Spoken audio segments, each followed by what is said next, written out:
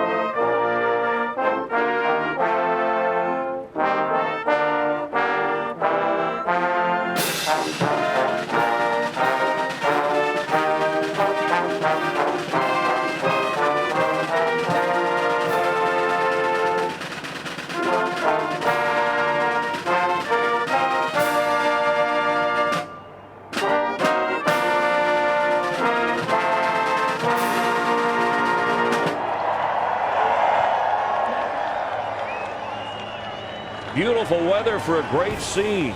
There's just nothing like Talladega. Spectacular crashes, surprises, legend drivers, and great speeds.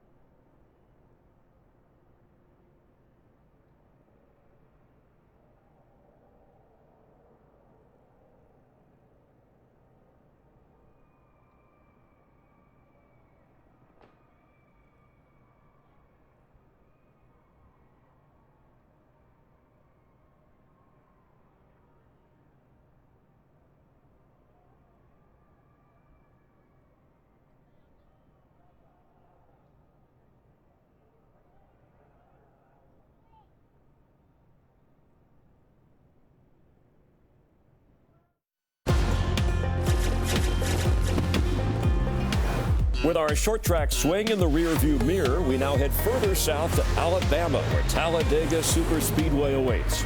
Its 2-mile-plus track makes it the longest on the circuit. In fact, its backstretch alone is as long as the Richmond International Raceway. On top of that, Dega is responsible for some of the fastest speeds, with large packs of cars racing door to door. And the big one is always lurking. The Earnhardts have made quite an impression in Alabama. Dale Earnhardt Sr. has the most wins here with 10, while his son has the most consecutive wins with 4. It's a Mardi Gras-like atmosphere in the infield and an anything-goes attitude on the track. Talladega's a trip, a walk on the wild side, more like a race on the wild side.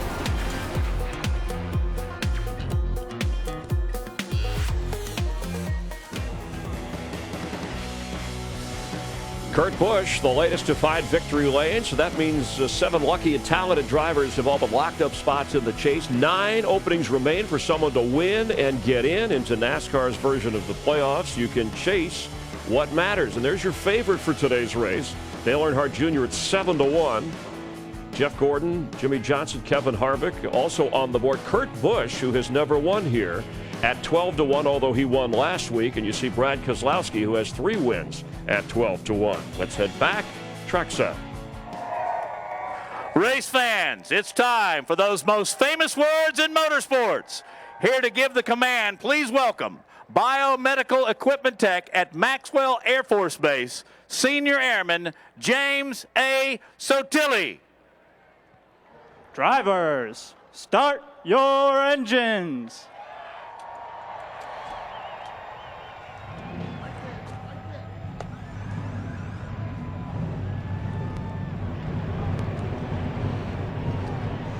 It's a race that has seen as many as 88 lead changes over just over 500 miles per hour with incredible speed. So let's welcome in the guys calling the race after a couple of weeks of rain. Nice to enjoy the sunshine. Darrell Waltrip, Larry McReynolds, and Mike Joy. Haven't seen a cloud all weekend, Chris, but Darrell, I'm conflicted. I keep hearing about speed.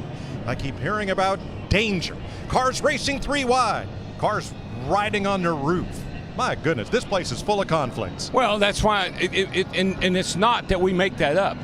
We come here not expecting the big one. We know we will have the big one, and it's not something we promote. It's just a way of life at this racetrack. But what you have to be careful of here is underestimating your competition. You're going to find yourself at the end of this race racing with people that maybe you've never raced with before. Maybe a Landon Castle, maybe a Josh Wise, a number of guys, and then maybe even a Danica that's up in there that you just don't know what to expect. And that's how you win and lose these races, expecting the unexpected. Well, there are a number of impressive favorites. The gap from Jeff Gordon to the rest of the field to second was larger than the gap from there back to 21st. But Larry, no dark clouds. A lot of interesting dark horses. No, it's race day. Forget practice, forget qualifying. Every driver in this field feels like circumstances prevail. They can go to victory lane. Even drivers that's never won a race before, like David Gilliland, Danica Patrick, Ricky Stenhouse. The way the draft works, and as wide as this track is, yeah, you may get work to the back, but you can work back to the front. If your engine will crank, you have a chance to win at Talladega. Just watch when they go to work in the draft shortly, right here on Fox.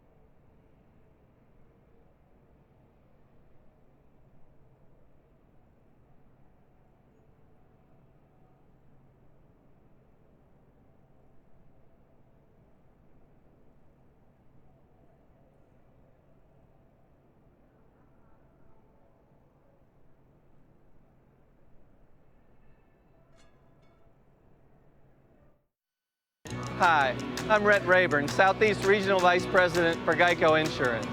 On behalf of 13.6 million policyholders and over 33,000 associates spread across the country, it's my pleasure to welcome you to the Geico 500 at Talladega Superspeedway, where anything can happen. We have thoroughly enjoyed our over 10-year relationship with NASCAR, and we hope you thoroughly enjoy today's race.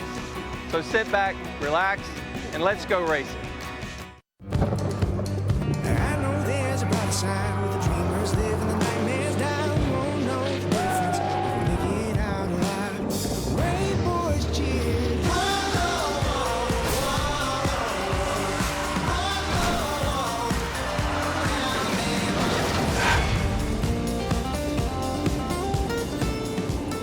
Talladega, Alabama, the world's fastest speedway, home to the Geico 500 today on Fox. Let's have a look at the Geico starting grid for today's race. Six-time Talladega winner Jeff Gordon distanced the field in qualifying. His Hendrick Chevrolet teammate Casey Kane. Best start of the season, that's your front row. Ryan Blaney, the rookie, is the only Ford in the top 5. It's his best career start. Five-time Talladega winner Dale Earnhardt Jr. in a Chevy. Jimmy Johnson, twice he's been to victory lane here. Tony Stewart, best start of the season, both in Chevrolets. Paul Menard, top 10 in 2 of the last 3 here, and the 2012 winner, Matt Kenseth. David Reagan won this race 2 years ago, and Clint Boyer, a 2-time Talladega winner, both in Toyotas. Casey Mears, top 10 in the last 3 restrictor races, and Sam Hornish Jr. makes his first start here since 2012. Kyle Larson, 9th in this race last year. Austin Dillon finished 3rd in yesterday's Xfinity race. Brad Keselowski, 3 Talladega wins, including last October here. And Brian Scott, yesterday's runner-up. Denny Hamlin, last year's winner. And Ryan Newman, top 10 in 3 of his last 5 starts here. Row 10, Kurt Busch, last week's winner, is a 3-time restrictor plate runner-up. And Greg Biffle finished 2nd here last May. Joey Logano's yesterday winner, the Daytona 500 champ, and Carl Edwards looking for his first Daytona or Talladega point-paying win. Michael Waltrip, 4 career wins, all at Daytona or Talladega. Kevin Harvick, the 2010 winner. Danica Patrick's finished top 10 in 2 of the last 4 races, and Trevor Bayne, who won the Daytona 500 in 2011. Jamie McMurray, 2 victories at Talladega. Eric Almirola won at Daytona last July. Ricky Stenhouse Jr. and Landon Castle, a couple of those dark horses in row 15. A.J. Allmendinger and Bobby Labonte returns to the series. He won here in 1998. What do you say we talk to Clint Boyer? Hey, Clint Boyer, it's DW, buddy. You got a copy? Gotcha, Big Daddy. Attaboy. Hey, Boyer, you starting 10th. Great starting spot. You finished 3rd both races here last year. Is that Toyota ready to go to victory lane today? Well, whether she's ready or not, somehow, some way, we got to get her there. She's, Patty and all the boys worked really hard on this pink Toyota. Proud of them. A good start spot, like you said, which means this baby's got a lot of speed in it. It's got a bob and weave. You got to be smart, put yourself in the right situation, see what the race, how it plays out, stay out of these cautions, and be there at the end. I mean, that's the only way you can win these things, is make sure you stay out of trouble, give yourself a chance. So I'm going to try to stay up here till I don't like what I see, and I'll probably get back here and ride around, play hide and seek for a little while, and then pounce on them at the end. All right, my friend, I'm going to switch over and talk to your boss here. Michael, he's back here behind you. I'm going to see what he's going to do today. Are y'all going to try to work together? Well, he's the boss, so yeah, for sure. But good luck with that interview. I'm going racing. Yeah, 10-4, buddy. You know my problems. All right, now Clint Boyer will roll off 10th for Michael Waltrip Racing, whereas Michael's number 55 will start back in the 12th row in 23rd position. We're going to dial him up here in a second. Barb's over here getting him on the radio. Hey, Mikey, it's DW. Got a copy, buddy? Yeah, brother. I'm at home here in my Aaron's Dream Machine. How can I help you? Well, I just wondered what your strategy was for today, or if you've even thought about it yet. Well, I talked to several drivers, Carl in particular, and he said he was going to see if he could go at first, and if he can get there, he's going to stay there, and if he can, he's going to ride and try to be safe. I think that's a good plan for me, too. Got some fast cars around me. My car ran good on Friday, so I think I'm going to try to go like heck when they say go. Buddy, let me ask you a quick question. What makes you so good on the Daytona and Talladega? You've always excelled on those two tracks. I think it's just knowing where your car wants to run in the air. It's situational awareness. You have to make sure when you've got your nose a half a car length to the left, what that does to your car. You've got to learn how to gain on other cars, just using your car and the air. And to me, that's the key to victory. We've seen a great display of that yesterday. That last lap by Joey Logano was driving perfection. And hopefully I can pull some of that off today myself. Man, I never heard that before. Situational awareness. That's deep right there. So good luck and stay out of some of those bad situations. You become real aware of those bad ones, C-Dub. All right, let's get down to pit road for late breaking stories. Matt Yoakum. Mike, the flavor at the front of the grid may be Chevrolet, but if you haven't driven a Ford lately, you haven't won one of the last 3 restrictor plate races. Joey Logano did it back in February at the Daytona 500. He won Saturday's Xfinity race with authority. He's looking to pull off his first ever career weekend sweep. It's been done 4 times here at Talladega. The last to do it, the Pied Piper, Dale Earnhardt Jr. back in 2003. Joey looks to make it exciting starting 21st. Jimmy Little? Well, Matt, it seems like no matter where we go, what weekend it is, Kevin Harvick is a threat for the pole and the win. Well, so far this weekend at Talladega, that hasn't been the case. He qualified 24th, his worst effort of the year. I talked to his crew chief, Rodney Childers, and he said even though this is the same car from Daytona that they finished second with, it just hasn't had the speed they had hoped for. But good news for Harvick fans, he doesn't want to stay mid-pack. He wants to get to the front early. Vince Welch? Jimmy Johnson loves a physical challenge, so yesterday he did a 62-mile bike ride with a 5,000-foot elevation climb. But he's not worrying about being tired today, he said, because this race is all mental. It's about your eyes and your brain. It's like a chess match. He wants to protect his king, that 48 car, today by keeping it up in the front all day long. Chris Neville? Vince, there's 13 Talladega wins between the Hendrick drivers, but Casey Kane, he's still looking for his first. He's come close. He's finished second twice. And when he's had a fast car, he says he just hasn't had the right dance partner at the end. Well, he's got 3 of his teammates starting in the top 5 today, and he's hoping that's what he needs to find victory lane. Thanks, Chris. The rules of the road here are a little different. Andy Petrie. Yeah, Mike, they are a little different. Most tracks have a yellow line that designates the racing surface and the apron of the racetrack. But here at Daytona, or at Daytona and here at Talladega, it designates a no passing zone. It's double yellow line here, and if you go below that line and advance your position and don't give it back, you can expect a black flag when you come by the start-finish line. Now, this is not a no-go area. We'll see cars that'll run below this line at times when they don't make a pass or advance their position. There'll be no penalty for that. But if you do advance your position, we know what a trip down pit road under green can do to your day here at Talladega. Thanks, Andy. They're in the back straightaway for the final time at pace car speeds. We have hardly seen a cloud all weekend. It's 75 degrees, track temp 121 on the asphalt. Just barely a hint of a breeze here in central Alabama as we're about to go 188 laps, 500 miles. And like Andy said, at 55 down pit road, you'll feel like you're stopped. Every 42 to 46 laps, they'll be in for Sunoco race fuel. Mike, that back straightaway, 4,300 feet long. That's a long back straightaway. And that track temp of 120 degrees, that's the hottest it's been. I've got to believe handling's going to play a little bigger issue today than we maybe are anticipating. I've heard across the board, Larry, even from our posts that are a little concerned about the cars being loose today, a little tail happy. They roll off turn number 4.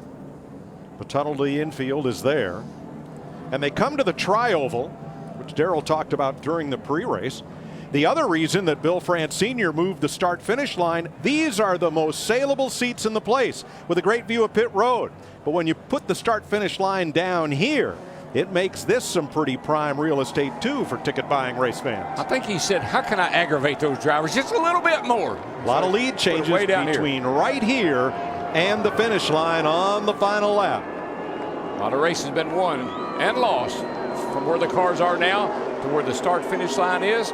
Green flags in the air. Boogity, boogity, boogity! Let's go racing, boys!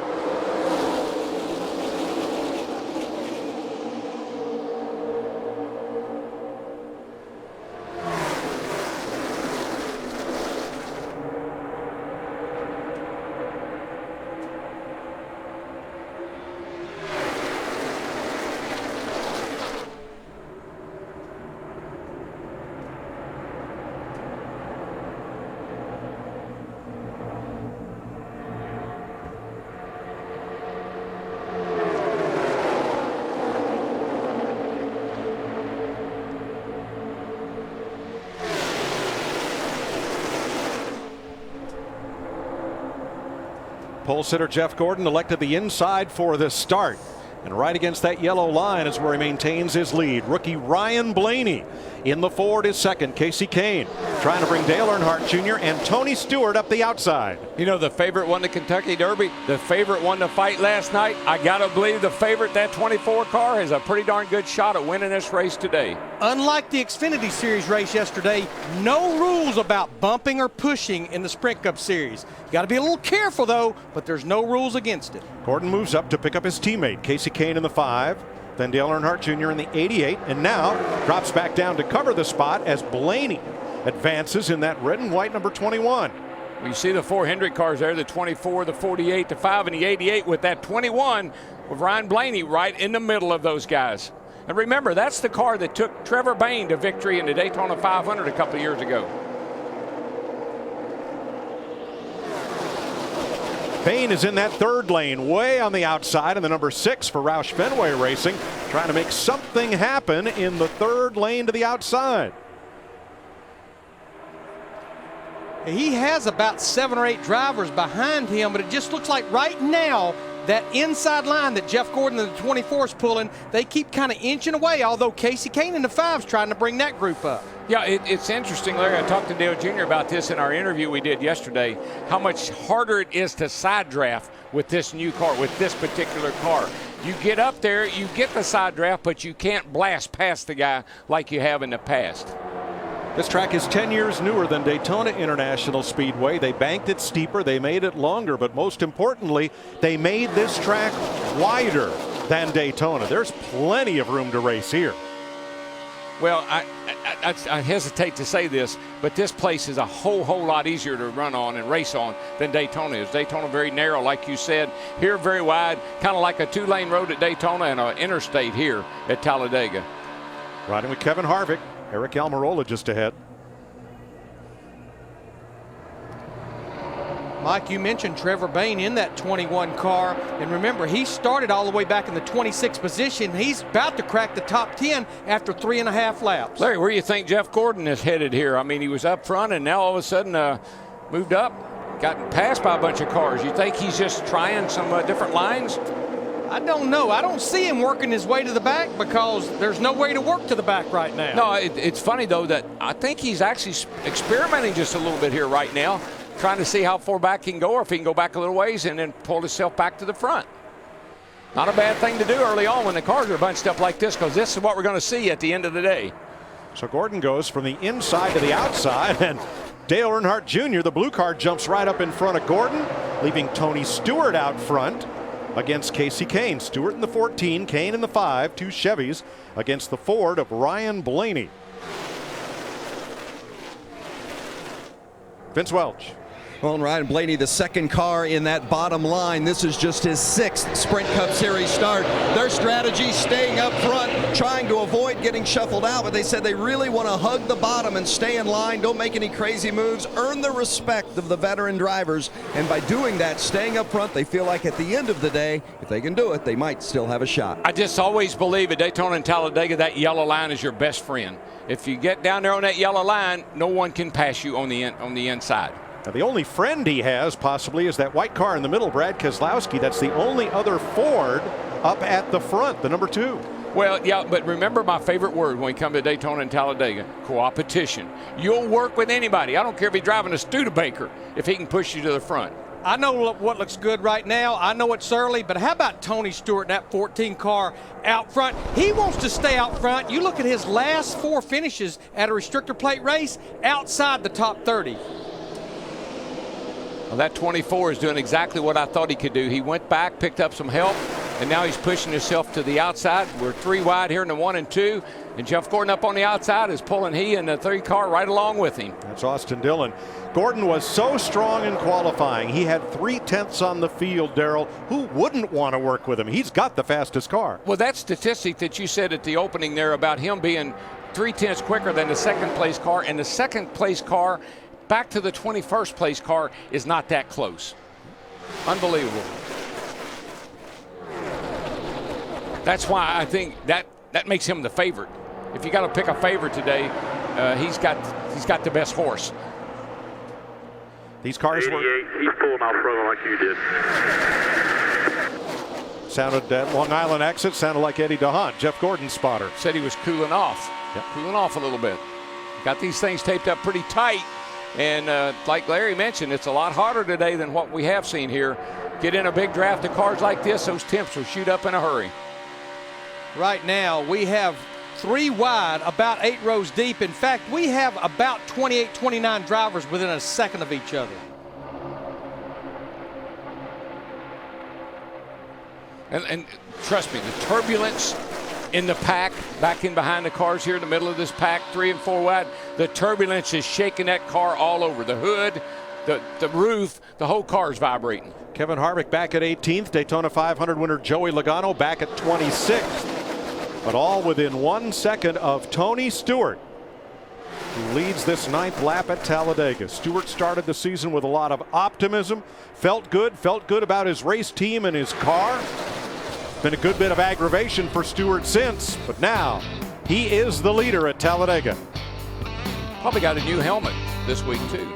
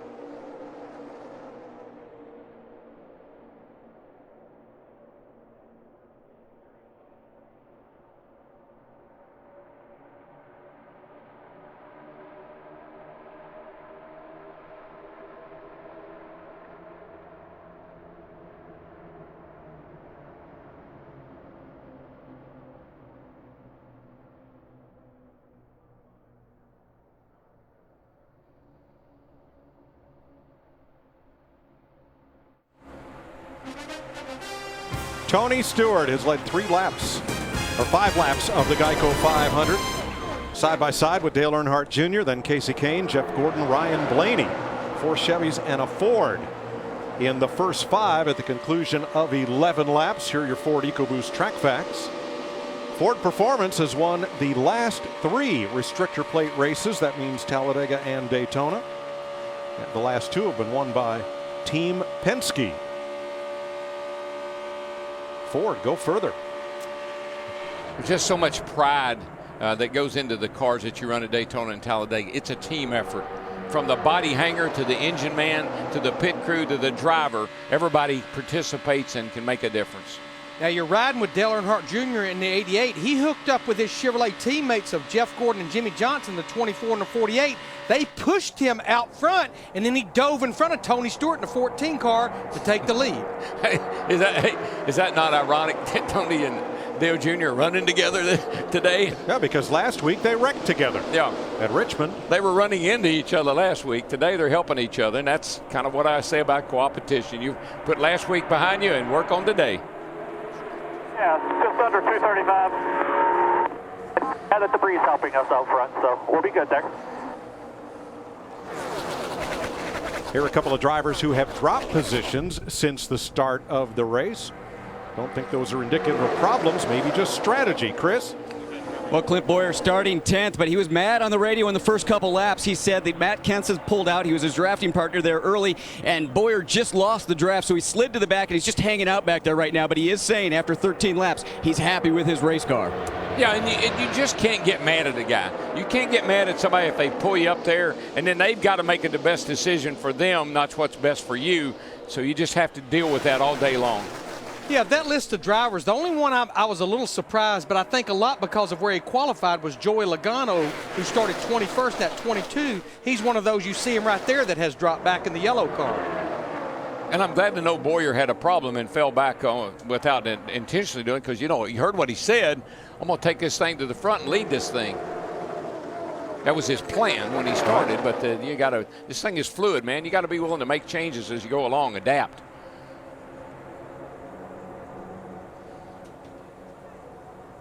And a lot of it, Mike and Larry, and Larry knows this, it's dictated by the car. The car is telling you what the car can do and what it will do and what it won't do. And it's the driver's responsibility to get that feedback from the car and then apply it the best way he can.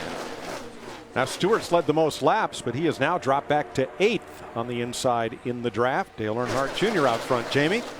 Yes, and so far so good for the 88. Started 4th, now he's leading. Greg Ives, his crew chief, told me this morning their plan was to run up front early. Why? Because he said it's a good idea to let the rest of the field know what kind of speed you have early, because later, if you need help, they'll run with you. As the 24 regains the lead, Mike.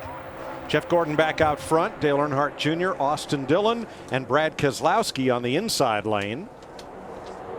Jamie McMurray behind Trevor Bayne. They have fought since the start of the race on the high side to get to the front. They're finally there. I think Austin Dillon, I've seen some improvement in the performance of the car and the driver, and I think a lot of it I credit to him running the Xfinity races. He's been running quite a few of those this year. He ran it yesterday, and he's doing pretty darn good. But think about his first start here in the Sprint Cup Series in the fall of 2013, subbing for the injured Tony Stewart. He almost won the race that day and got caught up in a last lap crash on the backstretch.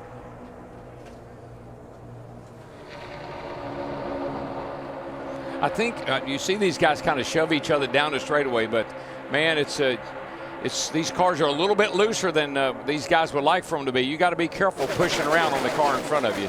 You can get that guy out of shape so quick and so easy. But there were 17 coming up to 18 laps into this race right now, which is getting close to half of a fuel run. The premium lines seem to be around the bottom to start the race. Now they're starting to run the top of the racetrack. Where's Jeff Gordon? On the bottom. That's it. Well, the front. Wherever He looks like the Pied Piper today to me. Go where he goes. Let's catch up on our Daytona 500 winner, Joey Logano, who is deep in the field, Matt. Started 21st, Mike, and he has faded back to the mid-30s. Early on, Joey's car was tight. He couldn't make any headway due to how deep in the field he started. Right now, he's just riding, but he also has told his team his car has started to free up. Not sure if that's because the air around him has changed. I saw him go into turn 3 right there, Mike. I thought I saw the car a little twitchy. Looked like the car was just a little wee bit loose getting in there. And now he's documenting that car's a little on the free side. Logano 28 as Jeff Gordon leads them around Talladega. 18 laps complete. Smoker there, Brian Scott. And he goes around and he gets collected. Scott collected by Michael Waltrip. And we're under caution. Yeah, Michael's got serious damage. You see a lot of damage to the front end, tire rub. He may have even punctured the radiator. Something let go on Scott's number 33. And Michael Waltrip was just in the wrong place, wrong time. Let's have a look from our Goodyear aerial coverage. Yeah, you'll see Scott up here in the 33 start smoking. Right there he goes. That's past the start-finish line, head to turn 1. Right along here, you'll start to see a little trail of smoke. Looks like he's pretty good, going to be able to hang on to it, but then oil gets under the tires, around he goes, and Michael had absolutely nowhere to go, drove right into him. I got to be candid, though. This is why I do not like riding around in the back. I know you can get caught up in a wreck anywhere, but I just don't like riding in the back. Just remember one thing. Michael's got some damage, and if he didn't hurt the radiator, which I'm not sure if he did or not, he can beat that front end out. Be surprised how well he can still run. Look at the 22, Joey Logano. Joey was lucky, Michael was not. Yep. Just didn't see that coming. The 33 looked like he had it under control, but then as oil got under the tires, around it went, and that's heavy damage to Michael's car.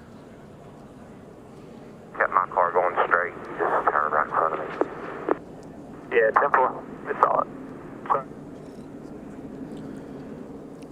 Brian Scott is okay. He's climbed from the car, walked to the ambulance, and the mandatory trip to the care center. Yeah, that was a shot in the driver's door, left side there, but it was blunt. I mean, the whole front of Michael's car was into the whole left side of Scott's car, so good to see him get out of that race car.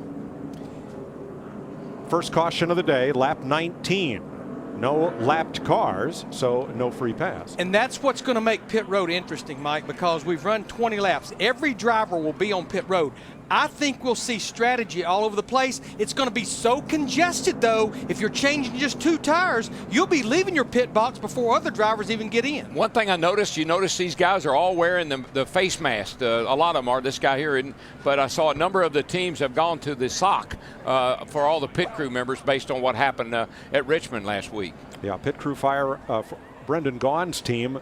The gas can shut off. Did not, and fuel spilled, fire erupted. There you go. This is a look of the sock and a lot of protection. Jamie Little.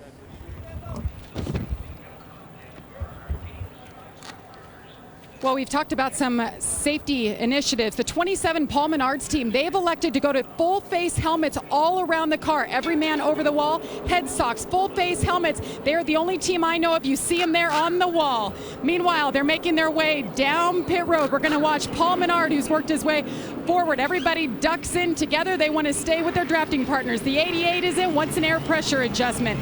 Trevor Bayne, a 2-tire stop here. Car got loose on that stop. Let's go to Chris. Ricky Stenhouse Jr. saying after about 10 laps, that car getting a little bit free, but what a run for him. Started 29th, up to 4th. Matt. Jeff Gordon, the pole sitter, his car free on entry, free on exit. You can see the crew member manually made a track bar adjustment to try to tighten the car up, right sides only. 10 cars did not stop under this first lap of caution. Jeff Gordon was the first one off pit road, but Kevin Harvick is the new leader in Talladega. Under caution at 21 laps for Brian Scott's spin, and collected by Michael Waltrip.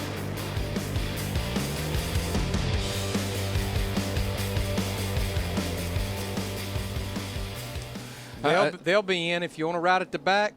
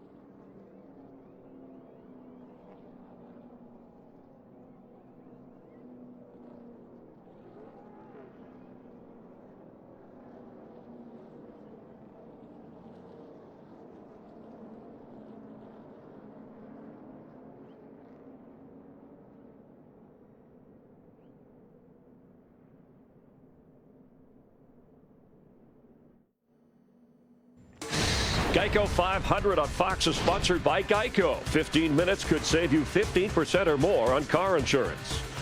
And by Ford F-150. Introducing the all-new Ford F-150, the future of tough. 21 laps complete. We're under caution. Sprint will cut your rate plan in half. Bring them your Verizon or AT&T bill and turn in your old phone. And Sprint will cut your rate plan in half at a Sprint retail store or at sprint.com/half price. Jeff Gordon, the longest active streak of top 10 finishes in the Sprint Cup Series. Now, he has been the leader through much of the green flag racing. Of the 10 drivers who did not pit the first time by, half of them have come in, led by Kevin Harvick. That leaves Justin Allgaier as the race leader. From Clint Boyer, Bobby Labonte, Ryan Newman, and Brendan Gaughan. Oh, yeah, I see that.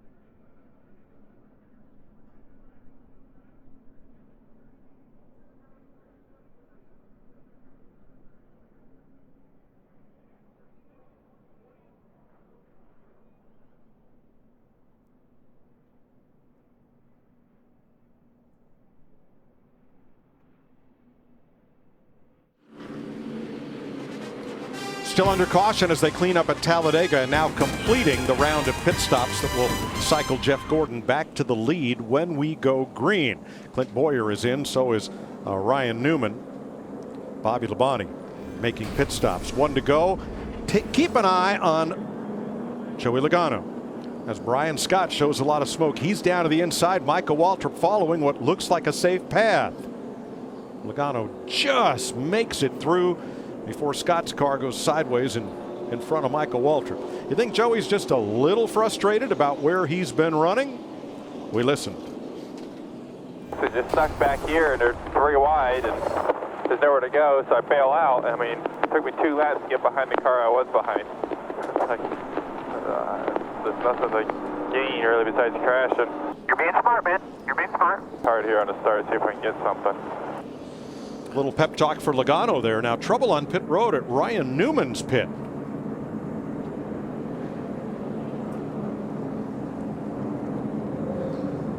Ryan just had come to pit road, and you can see right there a lot of fuel in the pit box, and all it takes is a one hot lug nut to ignite that fuel. Another Childress car. It is. I mean, that's a coincidence, I know, but I'm just saying, what a coincidence.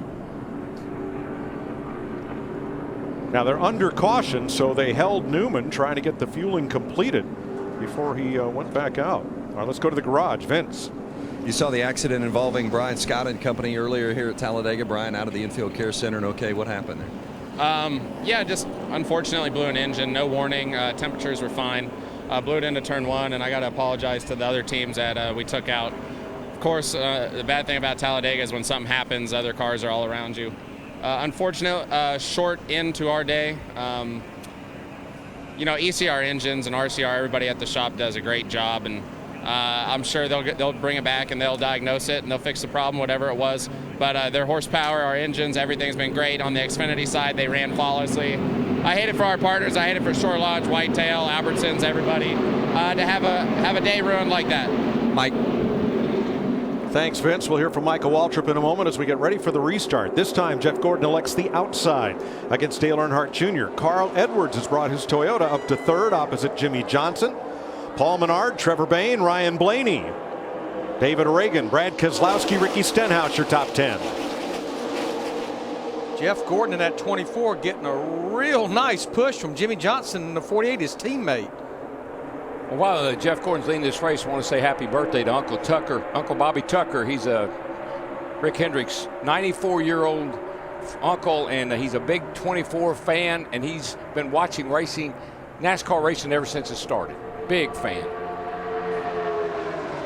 Gordon leads from Earnhardt. That's Reagan way down on the bottom in that yellow car, trying to make something happen, but he has no friends. And back he goes. I think that 24 on these restarts shows you that 3/10 he had over the field, because he can get out there pretty quick. Now what David Reagan is listening for right now is his spotter to tell him clear up. Yeah. And that's going to be a long way back. Chris Neville. Well, Michael Waltrip was able to get the 55 back to the garage, and Michael, your team working hard. They're trying to get the car back on the racetrack. Are they going to be able to get it out there? I think so. We've got to put a new front end on it, but the team's come so prepared. We got a nose and radiator all together, and we got AAA, so the claims are cool with them. So we'll get back out there and race some. I was having fun. Hate it came out to a short end.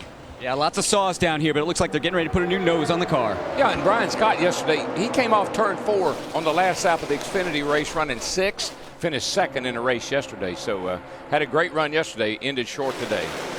3 Chevrolets up front. Jeff Gordon, Jimmy Johnson, and Paul Menard for Richard Childress Racing.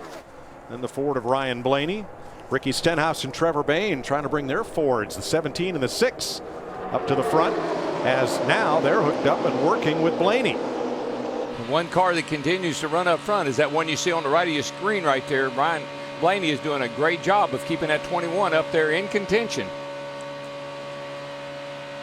And trust me, we see a yellow bumper, everybody around him sees a yellow bumper. That's a little caution, just to know that he is a rookie. Yeah, what that means is he's truly a rookie. You see it on each side of the Ford emblem right there.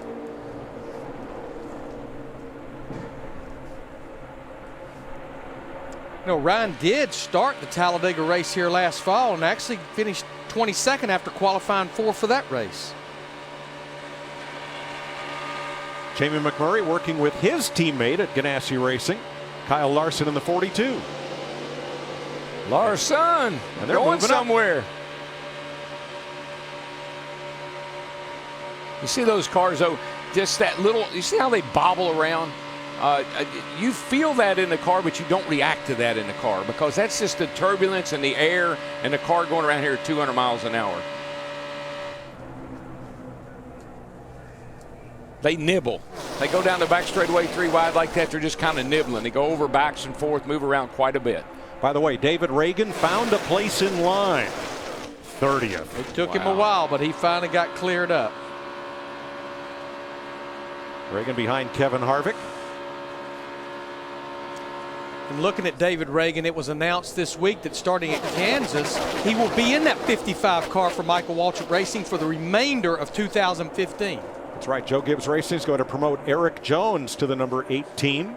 as Kyle Busch continues his recuperation from the Saturday Daytona crash that broke his leg and foot. Look at this. Here, this guy, he says, where did everybody go? Left me hanging down here on the bottom. And he dropped like a rock. He was up there in 6th. He's back to 24th. Nope, 27th, 28th, Yeah. 29th. Just that quick. You get the wrong line, you don't go with the right guy. It's what happens. Meanwhile, McMurray, his teammate, is 7th. Flying high in April and shot down in May. Matt? Mike, 4 of Jamie McMurray's 7 Cup wins have come in restrictor plate races. He told his team that his car is really stellar, trying to suck up so he knows he can make some moves if he needs it. One of the top cars to take 4 tires in that last stop. They didn't want to take a chance on maybe running over debris. Back to 3 lanes, and Hamlin now pretty much the lone soldier down there. He had a little help from Austin Dillon. By 2. We've lost our help behind him. It's just him 2 back, then 4 behind him to the 2x2. Everybody's fighting for the top now. Everybody's fighting for the top. There you go. He got it. He said, okay, well, I'm going to get in line right here in front of Trevor Bayne, which was a good move. Then he's going to slide right in front of him. And I think that was kind of orchestrated. Get to the top and get in line. But that's the last thing you want to hear from your spotter, Darrell. You've lost your help. Yeah, man. You want to be in the line that's moving.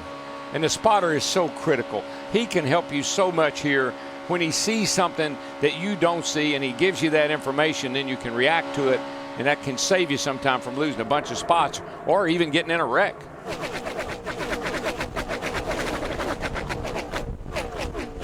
They're just cruising along down that back straightaway at 200 miles an hour.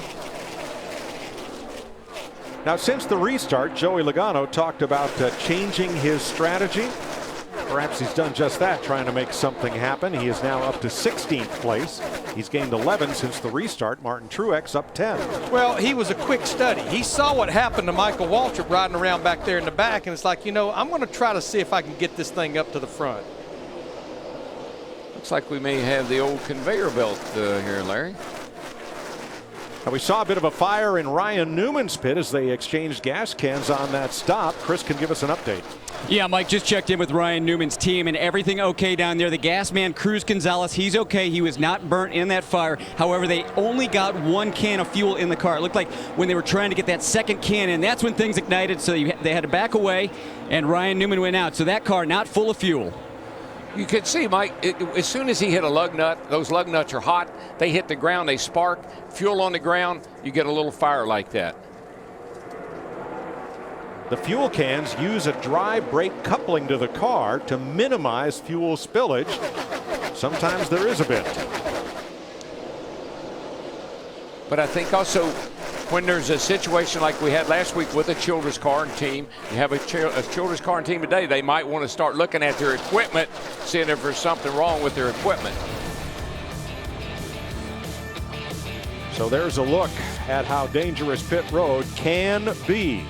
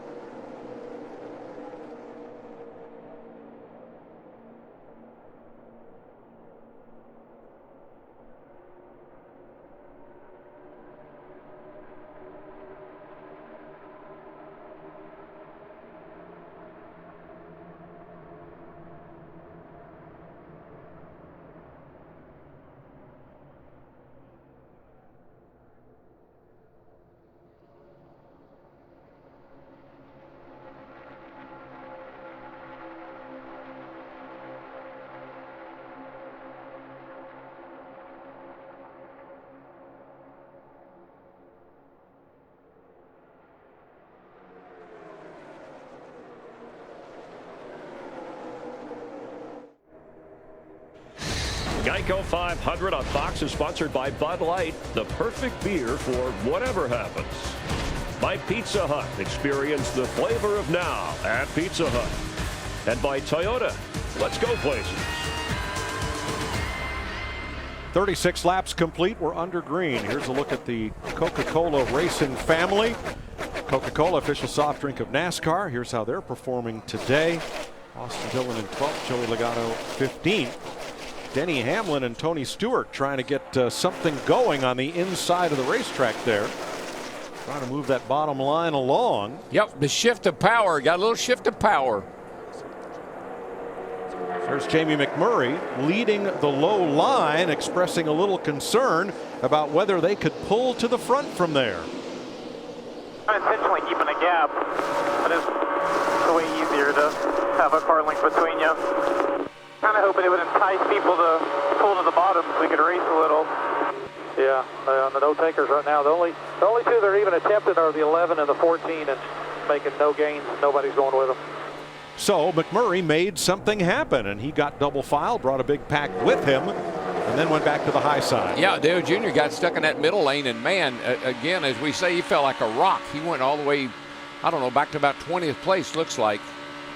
But yeah, within a lap and a half, we went from basically no drivers running at the bottom to over a dozen drivers, and drivers with pretty fast race cars. So Dale Earnhardt Jr. up and down the elevator in the early going here. Let's get out to Jamie Little for the nationwide Dale Jr. Performance Report. Yes, he has been up and down. Started fourth, went all the way to the front, led 4 laps. And on that last stop, all he said about his car was it gets better as we run. They made a wedge adjustment and they took right sides. But Dale Jr. moving around, thought he'd get some help. And as you saw, dropped like a rock, hoping to get some better help here. Still running in the middle, 3 wide. Well, look who just passed him. Alex Bowman went by on the outside. On a mile and a half and less track, that is a middle tier car, that number 7. But at Talladega, everybody's in play to get to the front. Yeah, we're starting to get back 3 wide here. Jeff Gordon's going to set up here, and he's going to do exactly what he's doing as long as no one challenges him. But if somebody can get a give going like McMurray here on the bottom, if they can ever get up there, you watch Gordon. He'll drop down in front of them and pick up that line. But right now, he's dictating where they go. Mike, you mentioned Alex Bowman. Look at that white car, 7th in line in that outside line. That's Landon Castle in that 40 car.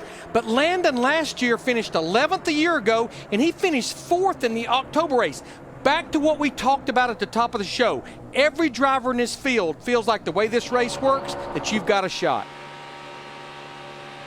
We saw that yesterday, Larry. I mean, we had Joey Gaze and J.J. Yaley in the top 5 of the Xfinity race yesterday. Yeah, great finish for Yaley. 4th for JGL Racing, their best finish ever. And 5th for Joey Gase, driving for Jimmy Means. Career best finish for Gase, who went to the media center and apologized. He said, I'm sorry, we're a small team. I don't have a PR person. I'll handle this myself. But what a great effort, great finish. Matt Kenseth down on the inside behind McMurray's red car. That's Kenseth in yellow. Talking about trying to make moves in the middle. I mean, don't stay in a line and try to make it happen. Just keep jamming it up the middle. That's going to work great. 10-4. And you know what? That's all you can say is 10-4. Hey, I think a little sarcasm in that remark. That's a typical Matt Kenseth remark. That's going to work great. Well, he's got his teammate Denny Hamlin on his back bumper. He had dropped back prior to the Brian Scott blow-up that collected Michael Waltrip. And now Hamlin, or rather Kenseth, up into the top 5. He is the leading Toyota. And we saw Tony Stewart make a charge toward the front a little bit ago. Vince? You know, you hate to come to Talladega, Mike, hoping for a good day because it's such a roll of the dice here, but they've had 7 finishes of 20th or worse. They really need a good day, and Tony seems determined to make it happen. He said, I don't want to just ride around up top. I'm going to try to make something happen, and that's why he went to the bottom line, trying to get some partners to do a little work with him. Matt? Vince, right in front of Stewart, is the 51 of Justin Allgaier. Now, knowing it takes the total package to win in plate racing and the importance of the spotter, he said that he can see what's through the windshield, but he can't see what else is around him. So he spent Saturday on top of the spotter stand with his Sprint Cup spotter, Rocky Ryan. He said that it gave him a great perspective of different situations and what it really means. And Rocky also, when he says clear, what that means, whether it's a foot or 3 feet, he said that it was great to see a huge learning tool for Sunday. Yeah, walk a mile in the spotter's shoes. And Gordon was very content with Jimmy Johnson behind him, but as soon as Jamie McMurray started to show a little speed, he dropped down and picked up McMurray.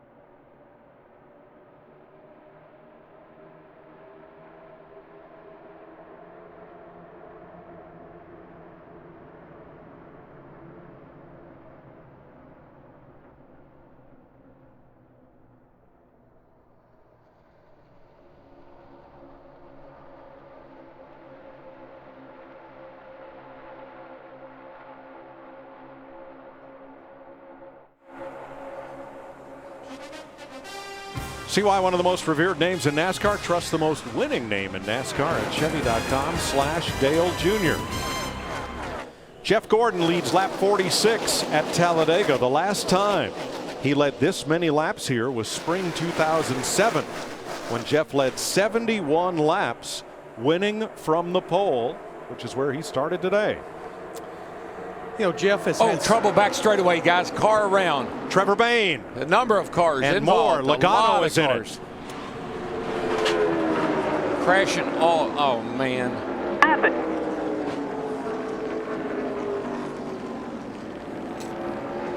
Look at that. Looked like half the field piled up on lap 47. The bottom end of the right, left rear turn distance and got back.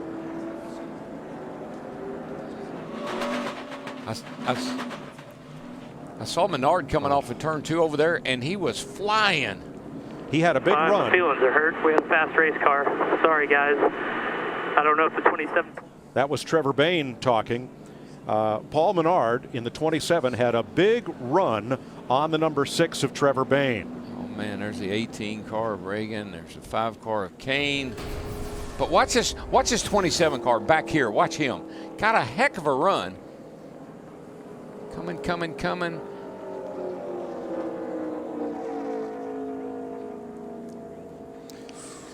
Gosh, this 6 just started to turn all by itself. I mean, as But Darrell, do you think the 27 car being out there on the outside, it just pulled the back end of Trevor Bayne's 6 car around? It had to, Larry, because the car was not in any, there was nobody around him except that 27 closing fast.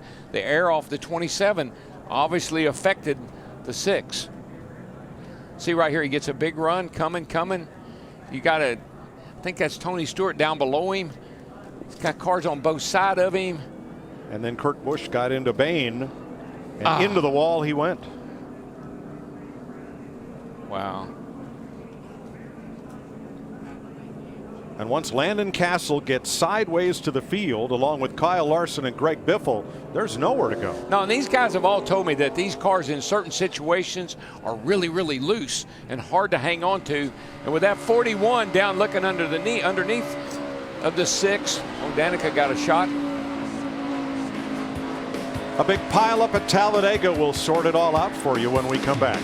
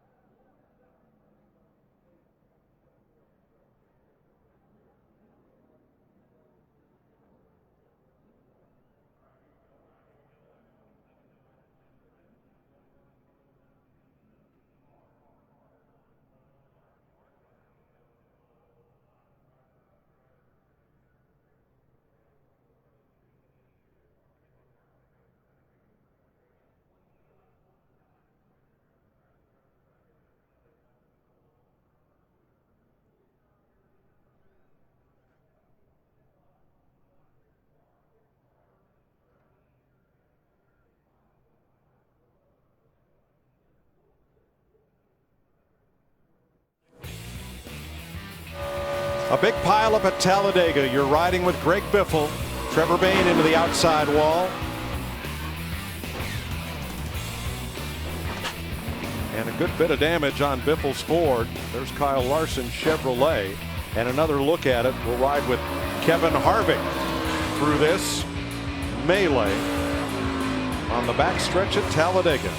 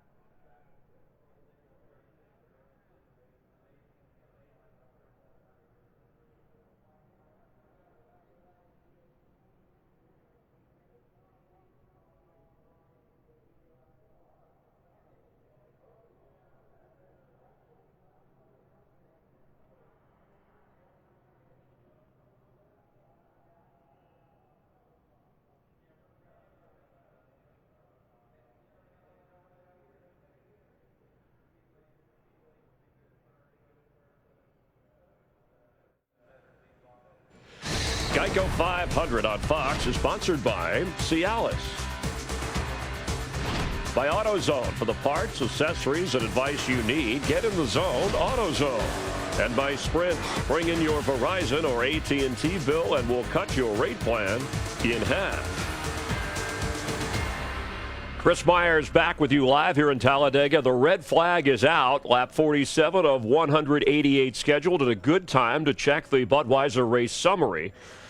7 leaders, 8 different lead changes, and a couple of cautions. Jeff Gordon has led the most laps in this race starting on the pole. He's also going after his 6th win. You look at the carnage here, as many as 15 drivers involved in the wreck moments ago that has brought out the red flag. But a quick recap if you tuned in just a little bit late. First of all, Jeff Gordon and family celebrating the great weather after back-to-back weeks of rain.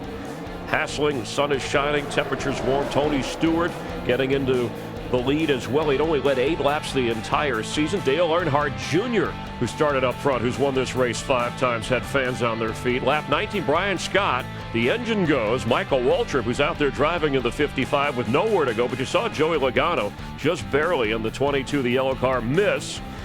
And Richard Childress Racing, not only Scott's car, but Ryan Newman. Problems in the pits moments ago. Everybody was okay.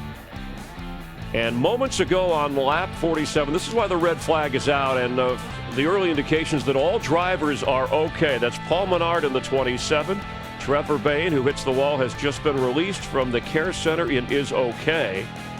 So you've got Reagan involved, and Kane, and Logano, and Danica Patrick, Kyle Larson, Kurt Busch.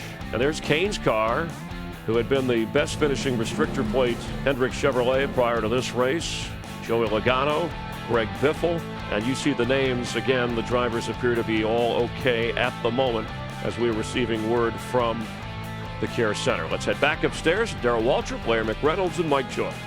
Thanks, Chris. Those crews are standing idly by surveying the damage because they're not permitted to work on these cars under the red flag. They're allowed to check and survey the damage and get ready just as soon as the red flag is lifted to get back to work. I think when we look at this wreck, if there was ever a perfect storm, the 6 car was caught in the perfect storm. Watch the 41 car right here, then watch the 27 up here, and watch where they go. The 27 goes to the outside. Here comes 41, up, up, up. Doesn't touch the 6, but that air off of the 41 pushes the 6 loose. The 27 going by on the outside just pulled him around. Here's what Kurt Busch said afterward. I swear that 6 car, every time I'm around him, you never know which way he's going to go. Every time. It's crazy the way that the cars are loose when they're on the straightaway, and then when they transition into the banking, it stays loose until everything gets loaded up onto the banking. That may well have been a factor in what happened to Trevor Bayne. 14 cars involved. Let's bring in Andy Petrie on how the NASCAR rules package for super speedway racing may have had an effect here. Yeah, Mike, you can see that rear spoiler. It's a lot shorter on these super speedway cars for restrictor plate racing. That package was developed to try to discourage the tandem drafting that we saw. It's not illegal to do that, for the bumpers to hook up and the guys to push each other, but they developed this aero package to discourage that. And when they did that, it just made the cars really light. There's not a lot of downforce, and like you heard Kurt Busch say, it feels like the cars are almost looser on the straightaway, and that's because you don't have that normal load from the banking that creates that basic downforce in the corners. It makes them fairly stable, but when they transition to the straightaway, this aero package just doesn't give them quite enough downforce to be stable. I think that's what we're seeing, especially with the tracks losing a little more grip since the repave. This track's been a few years now since it's been repaved, and it's losing a lot of grip. Yeah, 2006 is when it was repaved, and of course I've had the drivers all tell me over and over this weekend, pretty loose. Thanks, Andy. Let's get out of Chris Neville. Well, Mike, Casey Kane already back in the garage. Going to stay strapped in the car down here. Casey, you had such a fast car. You started up front, but what happened there on that wreck? I don't really know. I was on the outside, so I couldn't really see what was going on. I saw them trying to ditch the 6 for a while, inside, middle, wherever he was at. They were trying to ditch him, and then I saw him wreck in front of me. So I don't know what happened there. Somebody tried ditching him and hit him, or if he spun, or what. I didn't really see it, but I feel like our Farmers Insurance Chevy was was pretty fast. All the Hendrick cars are, they run up front. So it's a little discouraging, but we'll get it fixed and try to pass the guys that wrecked. Yeah, obviously a frustrating day, but the 5 team at the ready down here. Vince? And right behind Casey Kane in that line up top was this man, Kyle Larson. Kyle, what did you see? I didn't see a whole lot. I saw the 6 get sideways in front of me. I don't know if somebody got into him or not, or if he just got the air taken off him or what. But then just from there, try to miss the wrecks. And I thought I was going to clear it all. And then the 40 started coming back up the track and just clipped him. But tough, we haven't had very many good runs this year. And then I missed that race in Martinsville. And so these bad finishes aren't really helping us out for points. So we're going to have to hopefully start to catch some luck here. I don't know what's going on. All the luck we got last year, haven't had much of it this year, so we'll work hard, though. Another tough luck day for Kyle Larson in the 42. Jamie? Well, Mike and Daryl and the guys were talking about Landon Castle before all that went down, saying what a nice job you were doing. You worked your way up into the top 10. You just saw the replay. What's your take? We just got a little disorganized there because when it's 2x2x2x2, it's pretty predictable what everybody can do. But when they start switching lanes and stuff, it's a little disorganized. It's hard to predict what people are going to do. So I got myself to where I wanted to be. I mean, we were in the top 10. I felt like I could run there all day. My car's definitely good enough. And, it's just it's just a bummer. I mean, I want to win this race so bad. I want to win Talladega or Daytona so bad. So maybe next time. Keep your head up. Let's go back to Vince. And Trevor Bain, who is certainly right in the middle of that. Take a look at the replay here, Trevor, and tell us what you felt and what you see now. Well, I haven't seen it yet, but what I felt was when the 27 went around us on the top there, it's just going to pull you around almost every time. And now I see that Kurt's pretty close to our left rear, so that's double trouble. When you get the air moving around here at these high speeds, it's as much as physically hitting each other. I hate that for our race team. We had a super fast Advocare 4 today, and I thought this is one of those places you can get a win. You can make your way into the chase or run top 5, and our car was really fast. We worked our way into the top 5 a couple times from qualifying toward the back, and I was really confident with how it drove and how it was racing around other cars. Seemed like people wanted to work with us, and then just that late move to the outside there with a 27 car. Everybody's racing hard pretty early. I'd hoped we could all ride a little bit longer on the top and then sort it out later, but we hate to have a fast race car on a wrecker, and hate it for everybody else that got torn up, but especially our Advocare Ford. Yeah, he's won before at Daytona, but it's not to be today at Talladega. Thanks, Vince. An 11-minute, 15-second red flag. We're under yellow, so work can resume on the cars that are on pit road and in the garage area. We've completed 47 laps. As we have a last look at this, Joey Logano again was right behind the incident, almost got away, and then he and Greg Biffle got together. 14 cars pile up.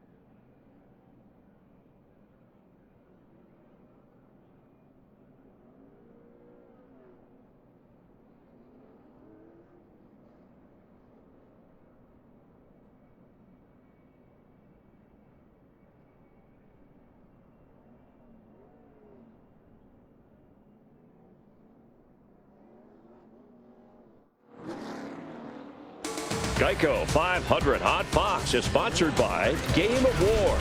Play free now.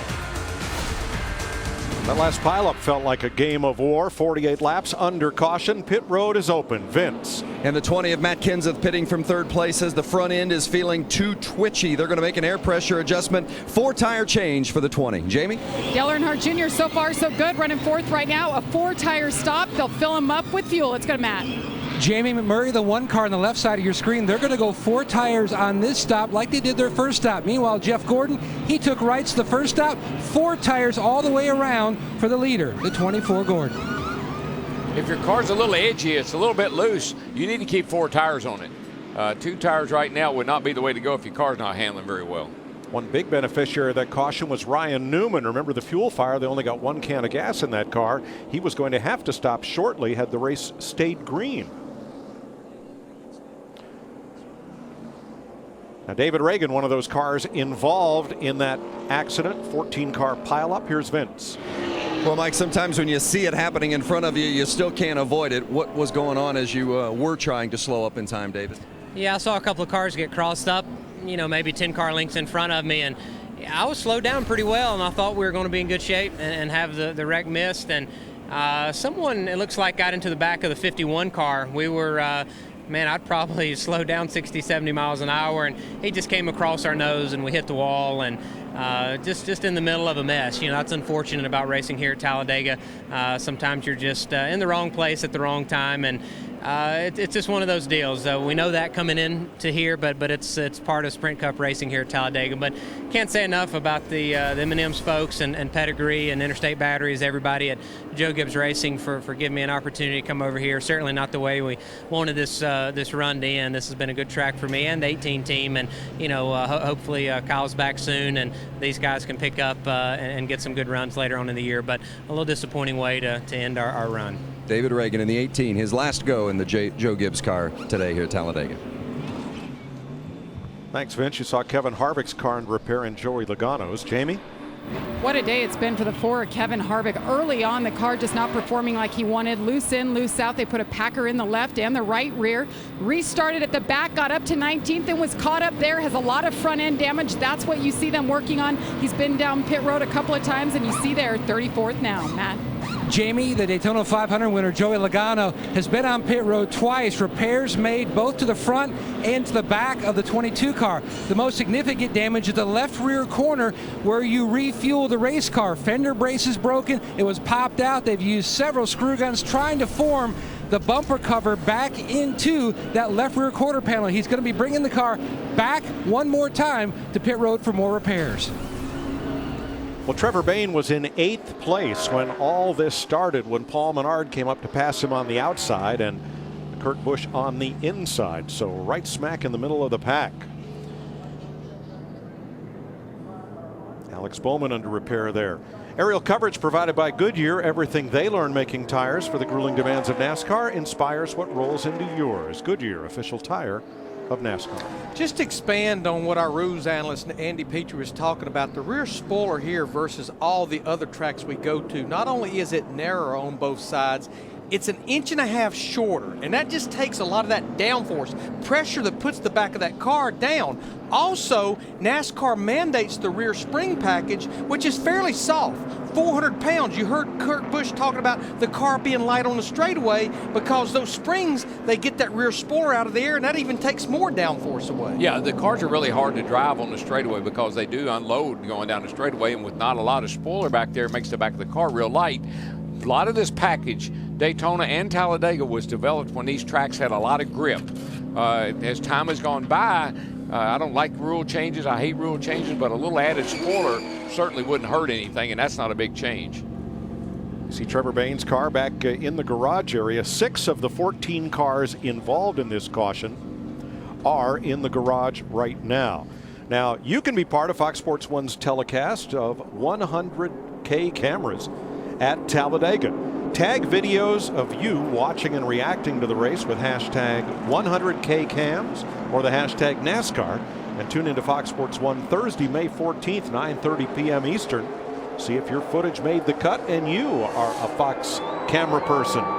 Green flag. Jimmy Johnson, Denny Hamlin, Martin Truex, Jamie McMurray lead the pack. Well, there's still an incredibly a great bunch of race cars, fast race cars, running up front right now. And so even though we lost 10 or 12 cars, still got a lot of good cars up here in the front of the field. Dale Jr. got the lead right now, looks like. And Darrell, a lot of those cars that were that's Jimmy damaged Johnson, sorry. and repaired, they'll be okay back there in dirty air. Where it's going to be tough is to be out there in clean air trying to pull the pack along like Jimmy Johnson's doing right now in the 48. Yeah, don't count these guys that got damage out. They may not have a car that can lead or win, but they can sure get a good finish by just hanging around in the draft. Yeah, yesterday's race, Ty Dillon wrecked twice, fought his way back to the front. Yeah, so did Elliott Sadler. He spun early in the race, came back and had a great finish. So you're not out of it. You may not have a car that can win, but you're not out of it. Matt Kenseth in that yellow number 20 trying to find and work with his teammate Denny Hamlin in the 11. Denny's response was he'll work with you as much as he can all day long.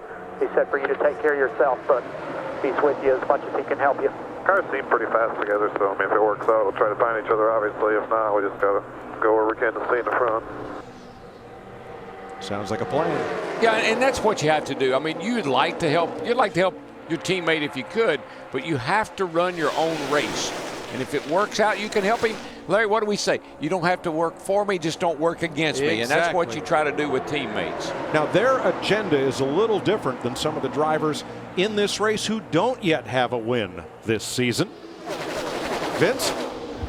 Well, Jimmy Johnson's got a couple of those wins right now already this year. Gives them an opportunity to maybe try some different things. But as far as today is concerned, Jimmy says that you do get a pull from that car in front of you. He's leading right now, he said. But really the key in this package of race car is what's happening behind you. You get more help from the car behind you. You back up to it. You drag that brake a little bit to go back, and then you get a bump to go forward. He said you've got to control the environment behind you. That's your best chance of staying out front at Talladega with this package of race car. Now, where's Jeff Gordon, who led 33 laps early in this race? He's kind of stuck in the middle right there. He's not back at the front. Restarted 6th. Matt, he's currently 8th. Mike, in the pre-race, Jeff talked about the importance of the driver-spotter relationship, and once again, more true during the red flag. Jeff wanted to go back with Eddie DeHunt, his spotter, and talk about a move that he made earlier in the race with Jamie McMurray. He felt like that Eddie waited too long to tell him to make the move. He's told him we need to speed up our moves because things happen so quickly. I feel like we're being a little too slow. So that's one thing he wants Eddie to focus on the next portion of the race.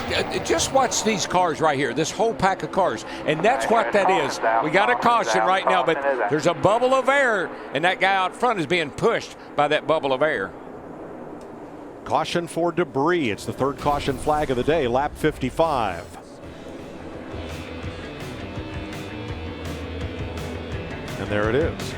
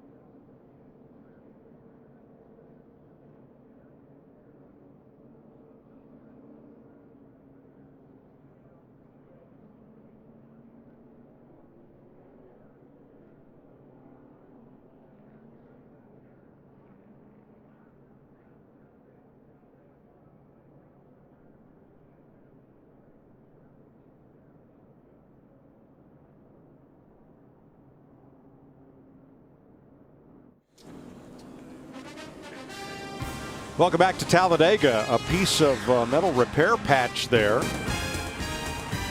Carl Edwards can't quite miss it. A couple others will hit it as they go by. And that puts us under caution. At lap 55, Ricky Stenhouse gets the free pass.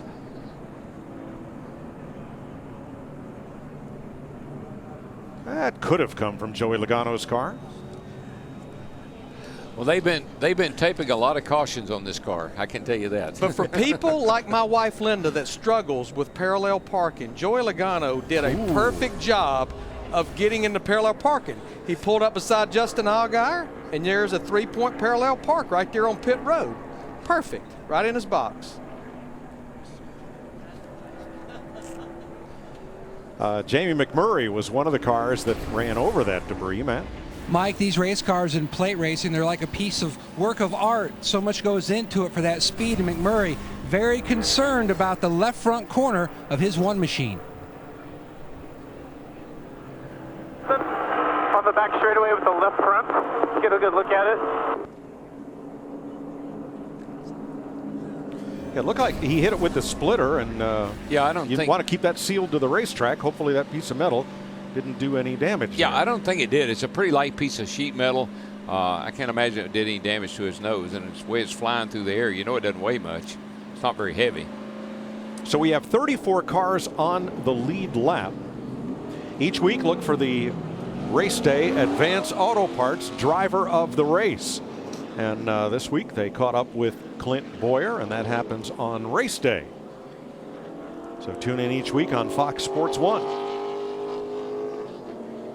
Clint was pretty optimistic about this race today. It was his best qualifying effort since Daytona. Finished third in both races last year, and 2 of his 8 career wins were here at Talladega.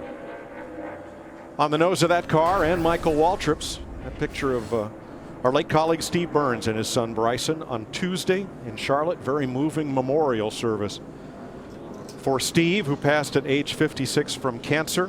One of Steve's childhood friends, his nephew, our Fox truck producer Mark Smith, and driver Carl Edwards offered great remembrances. We all walked into the church saddened, and we all walked out uplifted that we'd had a chance to really know a great friend and colleague. Yeah, and Michael, I think we saw his helmet, a tribute to Steve, and Michael's going to give that helmet to Bryson when the race is over with. Here's a closer look at it, and it's all highlight photos from Steve's life and career, and drivers and others in NASCAR who are depicted on there have been signing it throughout the weekend. Nice remembrance. Man did some incredible work. Did a great interview, great work. And our thanks to everyone at Fox Sports, from Eric Shanks on down and Megan Engelhart, who pulled the tribute together from our Charlotte office. Great effort all the way around to honor a great friend. And everybody across the board was on board with that. Our entire Fox and NASCAR family. We're proud of all of them and thank them. Getting ready to restart as we complete lap 58. Jimmy Johnson, Jamie McMurray will be up front in Chevrolets. Martin Truex in a Chevy. Matt Kenseth's Toyota. Back under green.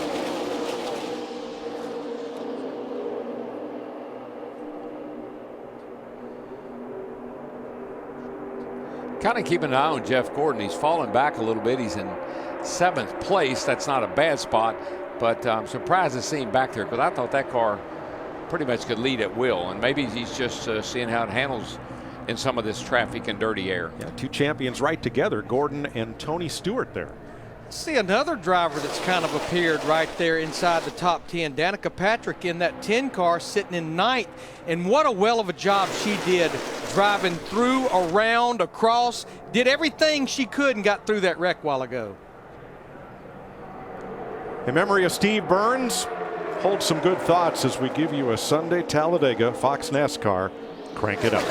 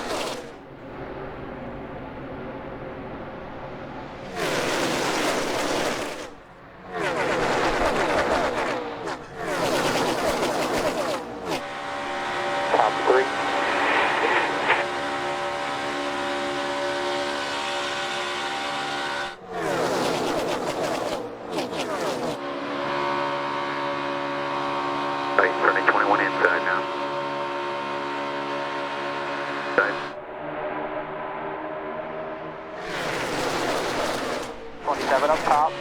5 to the middle's going to be closer. 24 is cleared up in the middle. Make that 24 push you here. 24 is your help. There you go.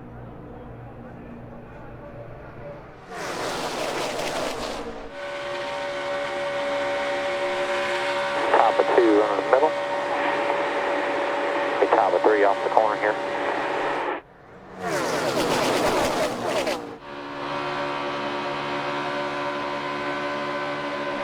Very low. Top still covered. No, it's just real tight when you get to that 2 spot.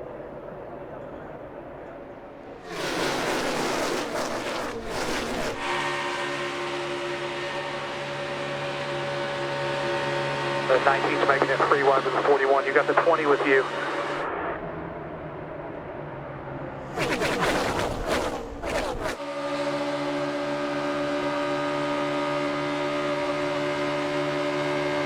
Still inside 2 wide. 4 total cars in front.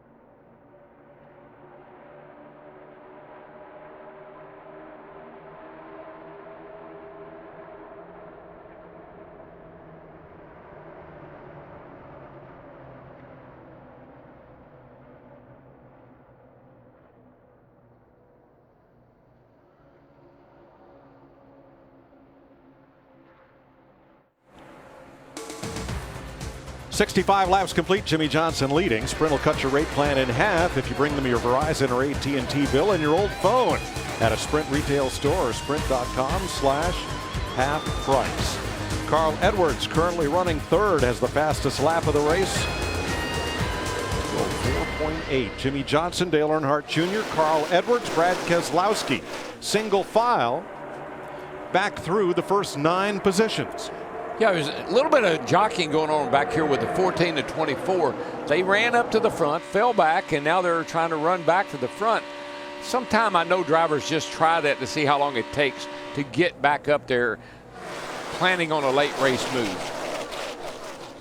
Dale Earnhardt Jr. second behind Jimmy Johnson. Let's get a nationwide performance update on Dale Jr. Jamie. Well, Mike, he hasn't said a whole lot for the last 10 laps, but right before then, he did report that he has a vibration. Now, this problem started in practice on Friday. I talked to Greg Ives, his crew chief, and he said it's not the kind of vibration you would think like a loose wheel. He said it's like a harmonic hum. It's annoying, yes, but we're not sure if it's hindering. They are keeping an eye on it here. Well, let's give it a listen. Yeah, let's go inside.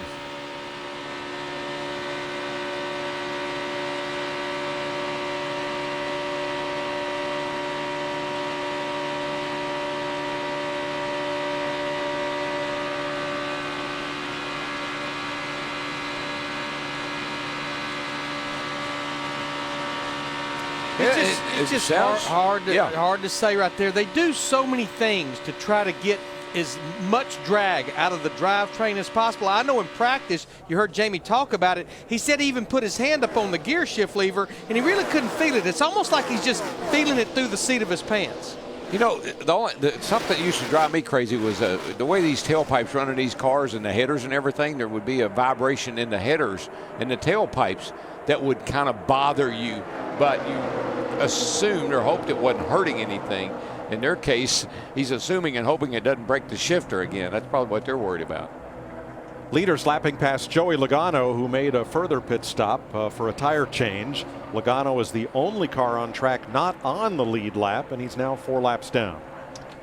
Yeah, it's hard to believe considering everything that happened. We still have 34 drivers on the lead lap. Yeah, it's hard to believe that Logano even got back out there because that car had a tremendous amount of damage to the rear of it particularly, and they've been able to patch it up and get him back out. I'm mistaken. Michael Waltrip is 37 laps down after being involved in the first caution of the day. He is still running. 7 cars either out of the race or behind the wall. Here are your lap leaders today. Jeff Gordon top of that list. Tony Stewart has led 5 laps, riding a 50 race winless streak, the longest of his career. Jeff Gordon back in 10th place after leading the most laps so far, Matt. Mike, Jeff Gordon told his team he usually doesn't like to run up top, but he was making it work. And then after the red flag, he just could not get enough of the guys in the top to get a good line developing. So now he's moved back down to the bottom. He says the car a little bit on the free side. You know, it's rare, but I have seen this happen. You're racing, they have a red flag, you cut the engine off, and when you fire it back up, for whatever reason, either maybe it warps something, a valve or something, and it doesn't run quite as well. Now there's 7 championships right there in the 14 and the 24. 4 for Gordon, 3 for Stewart. And just ahead of them, Martin Truex Jr. riding 8th, Vince. Well, and on both stops, Martin Truex Jr. has taken right sides only, and he tells his crew chief Cole Pern the car is as good as it has been all weekend long, riding around very comfortably in the top 10 right now. And remember, they started all the way back in 36th, and Martin told me before the race, I just want to get to the front. I've been wrecked riding up in the front. I've been wrecked riding in the back. He said, but I'd rather take my chances in the front. So when we get to the top 10, I'll feel a lot more comfortable. He's got to be pretty happy now. He's in the top 10, and he's got a car that he really likes. Yeah, you know, Cole Pern has made some great decisions to get this car, and maybe it's not where it needs to be in the race, but at the end of the day, they always make the right calls, right changes in the car, and they get a top 10. Yeah, pretty impressive. Think about Martin Truex Jr. in the 78 team at Daytona during Speed Weeks. All of the races down there, top 10 finishes, including 2nd in the Sprint Unlimited and 8th in the Daytona 500. All right, here we go, boys. On the outside lane, Truex went up there. Tony Stewart and Jeff Gordon and Jamie McMurray decided to follow suit. See if they can gain any ground on this inside lane led by Jimmy Johnson. Or not.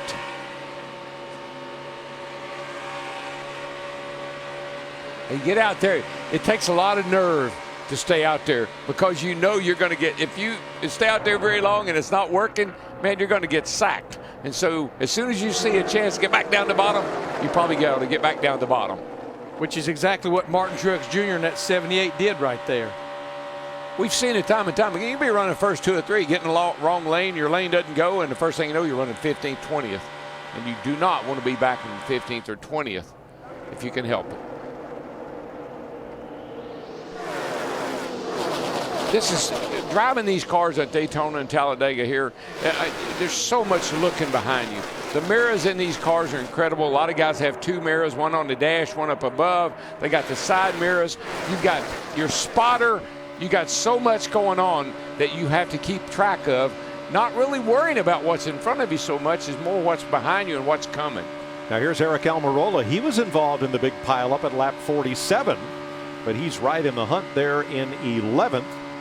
Kevin Harvick, you rode through it with him on the way to break, and he's up to 5th place. Yeah, he's got some nose damage, saw a little tape flaring up on the front of his car, but they did a nice job of repairing that, and he's fine as long as he runs behind somebody here and may have a car that can run out front. I don't know how serious the damage is. You can kind of see right there the tape's flapping around. That's Brad Keselowski just ahead of Harvick. Jimmy Johnson, Vince, has now been out front for 25 laps of this race. Well, and we've talked about how Jimmy wanted to be out front today because he feels like to be out front, you have a better chance to control those cars behind you.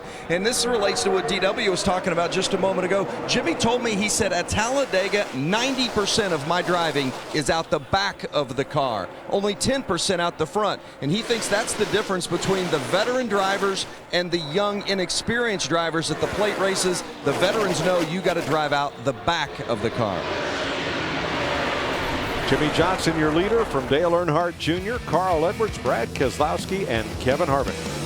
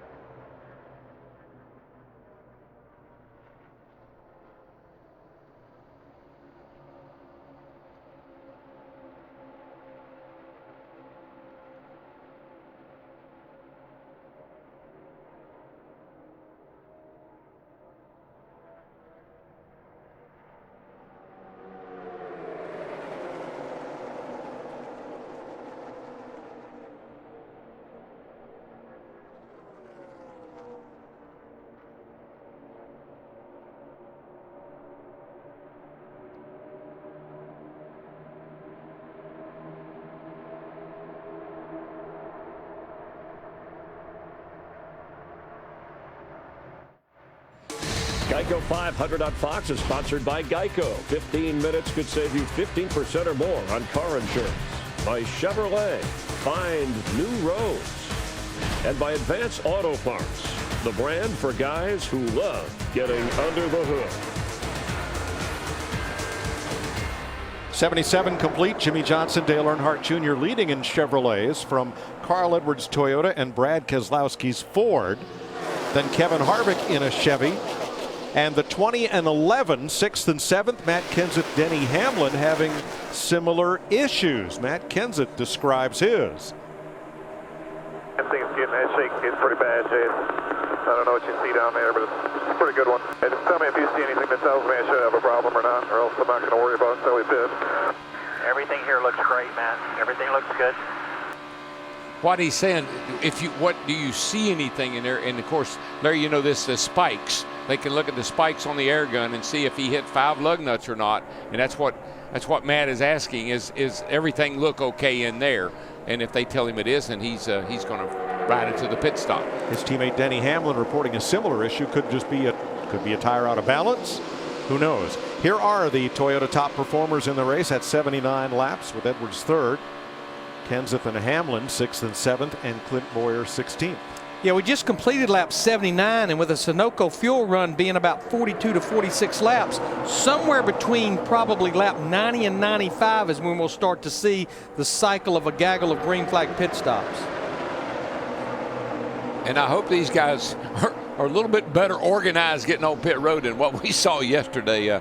It's very difficult running 190 miles an hour to come down to pit road speed and not get run over. You've got to let the spotter and everybody around you know what your plans are. Well, from our Goodyear aerial coverage, you saw that outside lane led by Tony Stewart and Jeff Gordon inching up to about 7th place. Well, that's two cars that could do it. I mean, that's some good race cars right there. And Jeff Gordon's car is really fast. He could push Tony right up there if it's possible. Plus, Austin Dillon's car has been good too. He's been running right up near the front. So this is a good little test here to see if they can do it or not.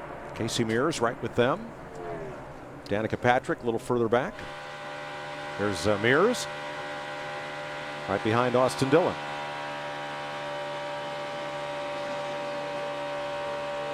It's really when you're on the outside there like that, Mike, Larry, it's a game of inches.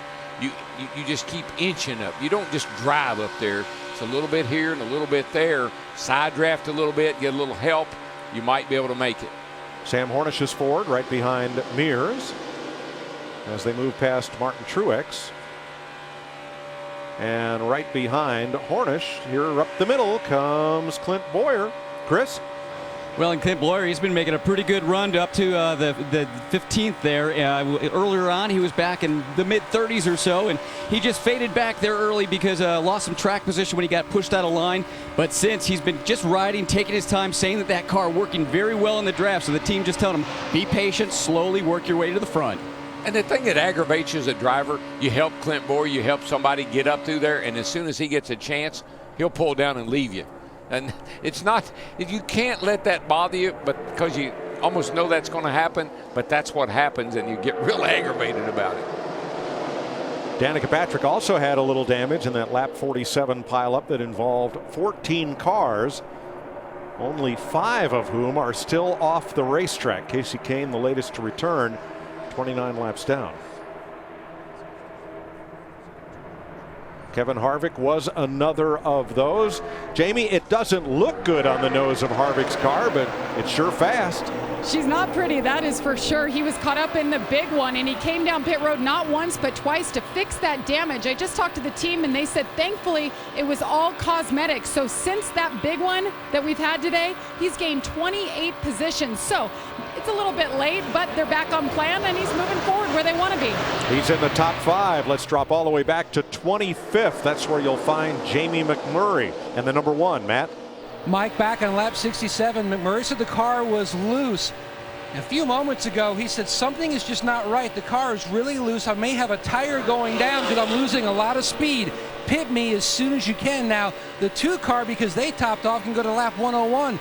His window, McMurray, should open up here in about another 5 or 6 laps. And of course, here at Daytona and Talladega, these 2 restrictor plate tracks, you want to pit with partners. The way the drafts work, if you pit by yourself, you're going to be out there running about 2 seconds slower than the big pack. And there's a possibility with all the debris that was on the racetrack earlier from that big wreck, you could actually have a small puncture, have a slow leak, and that might be what's going on with the 1 car. He was the first car to hit the debris, and that brought out the most recent caution flag. 84 laps complete.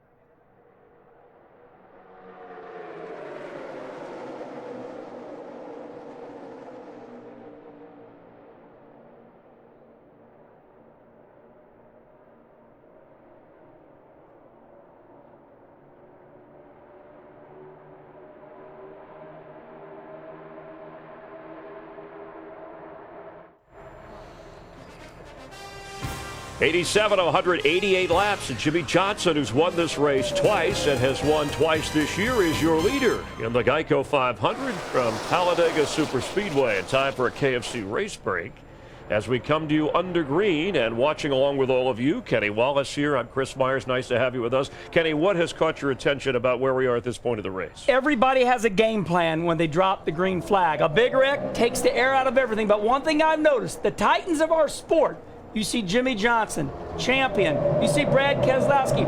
All the big boys are still fighting for this win. Now, you raced yesterday here on this track. Kevin Harvick said earlier, up in the top 10, you can move around. Beyond that, you're gridlocked. He's come back from outside the top 10 to move himself up to 5th. I really think the big wreck changed Kevin Harvick's game plan. At first, he was in defense mode. Hey, I want to finish this wreck.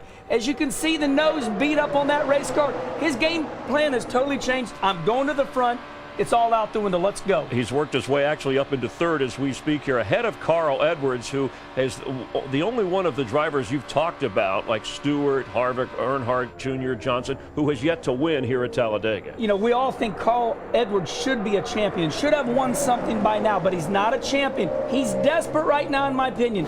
He's with a new team. He wants to show them he can win. He's up front. This could be the day for Carl Edwards.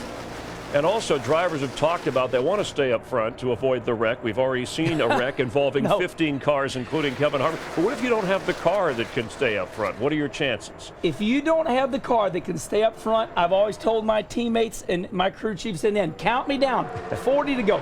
You want to be up front on the white flag so you don't get kicked to the back. Timing is everything at Talladega. All right, this has been a KFC race break. We're coming up on green flag pit stop, so let's head back upstairs to Darrell, Larry, and Mike. Thanks, Chris. 99 laps to go. Carl Edwards, the only driver in the front 9 who's not won at Talladega, as you've said, but his crew chief, Darian Grubb, went to victory lane here last year with Denny Hamlin. You know, something we haven't seen here in years is a breakaway. Even after pit stops, the cars are going to come out, they're going to be a little disheveled, they're going to be spread out a little bit, but over a period of a few laps, they'll all get back together just like we see right now. It's almost impossible. It is impossible to break away from the field. I don't care how good your car is. Caution behind you, caution. Whoa. Save gas, caution. And we were just about to get into some green flag pit stops within the next lap or two. Brendan Gaughan sliding against the wall. Looks like the right rear is now flat. I don't know if that caused or it may have, but you can see the right rear is down. Let's have a look. He was on the lead lap in 30. Oh, yeah. Definitely. When you see a car take a hard right like that or take off right like that, that's a tire that's down. Most likely even and it to be the right front the way the car went up the hill.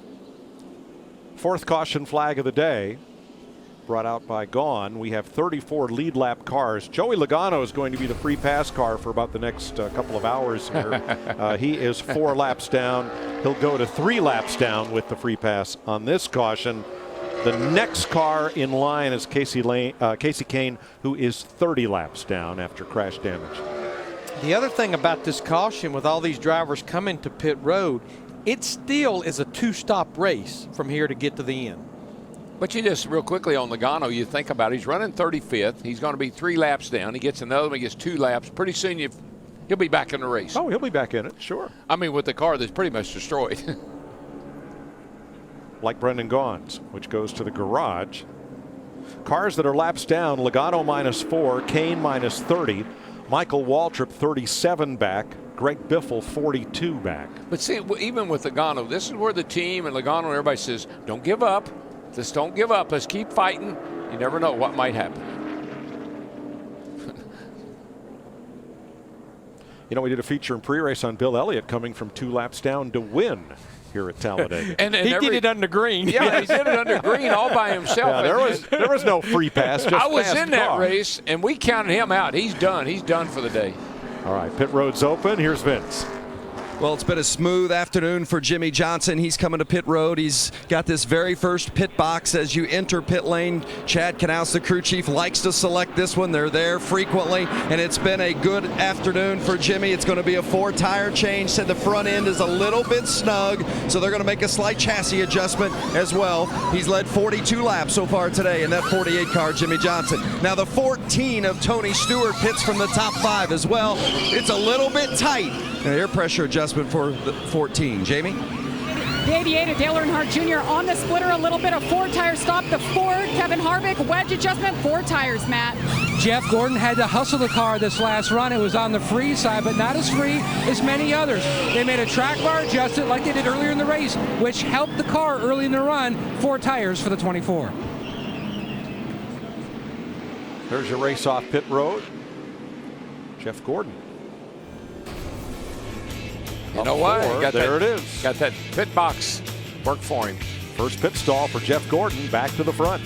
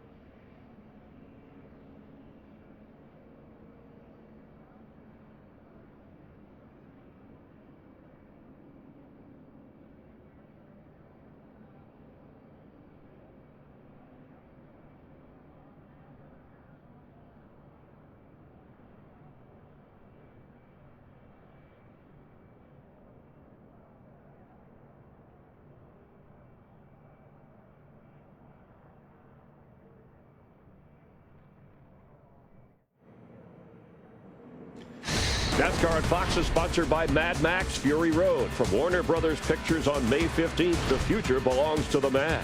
By Nationwide. Nationwide is on your side. And by Kay Jewelers. Every kiss begins with Kay.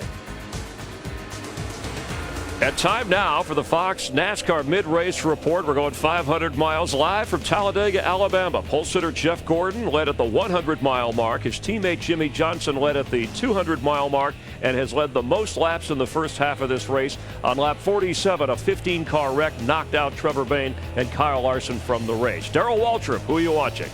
My man Dale Jr. hadn't won here in over 10 years, but today he's going to shake, rattle, and roll that 88 into victory circle. Jimmy Johnson's already won twice this season, and he's won twice here at Talladega. If he's to get that third win, he said, I've got to stay up front all day long. He's led the most laps today. Vince, Jeff Gordon got his 3rd pole of the year here this weekend, but still looking for win number 1 of the season. After beating the field by 0.3 of a second in qualifying, win number 1 of 2015 may only be 90-something laps away. Larry Mack, 3 wins here at Talladega for Brad Keselowski. The one last fall was a game changer. It locked him into another round in the chase. Right now he runs 10th, just quietly biding his time until the end. Carl Edwards crew chief Darian Grubb has 3 restrictor plate wins, including a Daytona 500 and this race last year. Edwards has 2 runner-up finishes at Talladega. Well, Mike, we've already seen 13 different leaders and 11 different lead changes as we get ready for the second half. 3 of the last 5 years, it's taken a green-white checker, and the scheduled driver at the edge has not gone on to win the race. 23 different times the race here at Talladega was settled by a last lap pass. This has been the Fox NASCAR mid-race report. Lap 94 of 188. Now Gordon in front of Johnson and Earnhardt. Let's head back upstairs. Most of those last lap passes were last corner passes, or between the tri-oval and the start-finish line. Well, in 2011, the closest finish, one of the closest finishes in the history of the sport, a .002, 0.02 of a second separated first from second, and 1.45 thousandths of a second separated first from 8th. That's how close and tight it can be here. Jeff Gordon's number painted at both ends of the tri-oval, honoring Gordon in the final year of a 22-year Sprint Cup career. 4 championships so far. This place is massive, 3,000 acres. Got an airport over on the right over there. You can see that long 4,300 foot back straightaway. Yeah, this was built as a World War II pilot training base and then morphed into an industrial park and speedway and Talladega Municipal Airport. That's where the traffic jam will be here in about 2 hours as the planes line up to take off. Busy over there. I'm not sure as busy as it was last night in Las Vegas, but pretty busy here today. Busy right here as Jeff Gordon and Jimmy Johnson lead Dale Earnhardt Jr., Kevin Harvick, Denny Hamlin, Carl Edwards, Kurt Busch, Brad Keselowski, Tony Stewart, Matt Kenseth, and more. Boy, Junior's up there pushing like crazy on that 24 car, shooting him out front.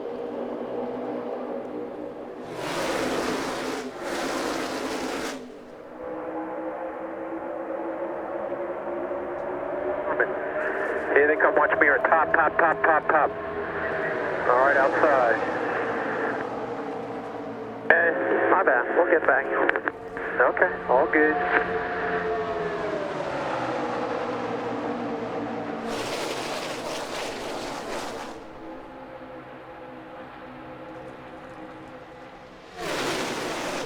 We're seeing some new players up there somewhat near the front. I see Kurt Busch in that 41 car. He's cracked the top 10. The winner from Richmond has never won a restrictor plate Sprint Cup Series points event.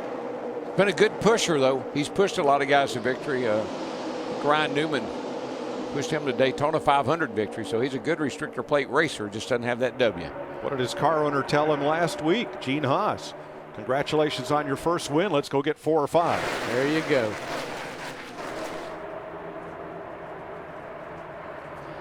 You know, a lot of drivers talk about what they need to do here to finish this race or to win this race. A lot of them seem to forget that when the race starts, but the really good ones, the guys that are running up front, they don't forget. You got to finish this thing to win it. Today, I think the game plan is simple. You want to get in a position to win, follow the 24. Oh, yeah.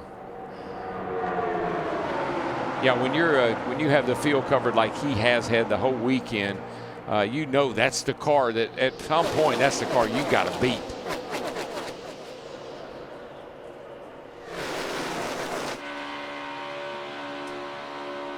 See, the 04 car is not running too bad either. He's been up there pushing on the back of that 48 car, trying to push him back out in front of Jeff Gordon. But Dale Jr.'s latched on the back of Jeff Gordon and giving him a pretty good shove too. Carl Edwards is locked on to the 88, and here comes Kurt Busch down on the inside. Woo! Saw Dale Earnhardt Jr. in that 88. He just jumped right in front of Kurt. Boy, Edwards did nothing wrong. Yeah, he did. Clear the 4. Just the 48 if you get there. All right, you've cleared him. Good job, buddy. Yeah, Carl just left enough room for that 41 to dive to the bottom, and Carl had nowhere to go. 4 wide through the tri-oval at Talladega. Ryan Blaney, Sam Hornish, Danica Patrick, and Jamie McMurray right in the middle of the pack, 4 abreast. And if you're Carl Edwards, you say, okay, I learned a lesson there. I'm not going to make that mistake again. He was just a little wide getting into turn 3, and the 41 dove under him. Jamie? Well, you guys mentioned Denny Hamlin won this race a year ago. Well, Carl Edwards is now driving the race car that went to victory lane, and right now he's reporting he has a vibration. So we've heard that from 3 of the Gibbs cars today. I just checked with the team. They said they got all the lugs tight, so something within the car is vibrating. I tell you, when the buildup on these rear tires, the cars are loose, and the right rear tire really builds up a lot of air pressure. And these teams will play with the air pressure, not just in the outer tire, but they'll play with it in that inner liner too. And if you get that pressure in that inner liner out of whack, it can have a little bit of a vibration in the tire. Well, I know what's really prevailing right now is that what was that outside line, but Jimmy Johnson in that 48, he brings them to the bottom because they had completely cleared Jeff Gordon in the 24. And in all that, Matt Kenseth drove his way up to 7th and Danica Patrick to 8th.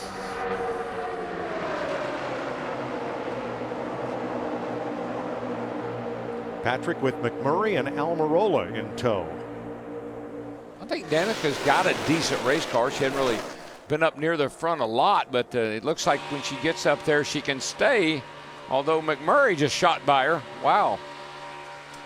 Jamie Mack up the middle and gaining ground, Matt.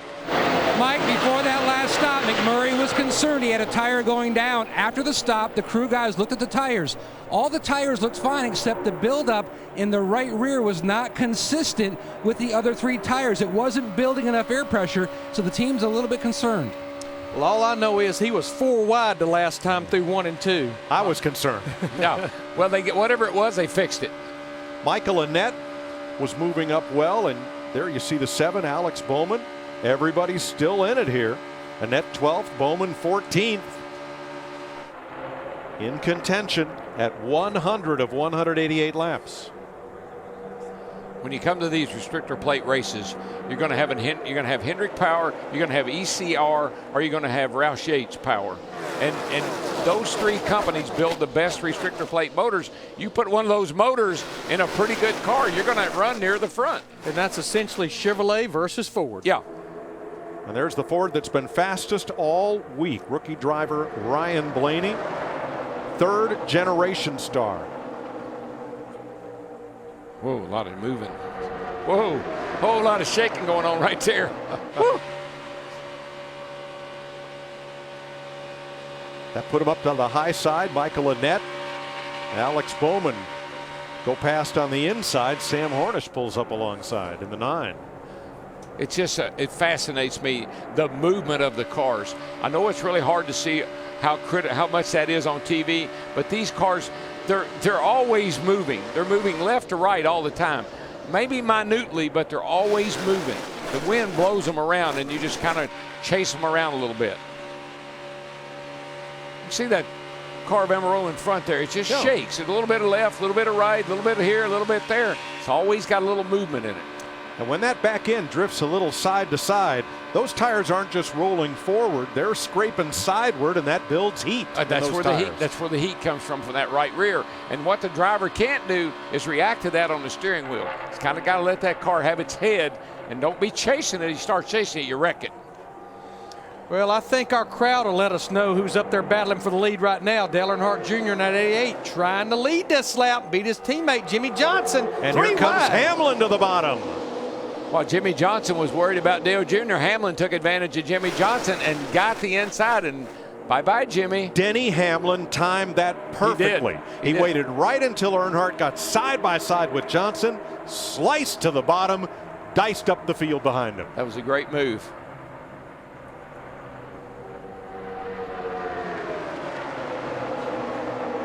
That 04 car, he just keeps hanging around the front. He lurks right there.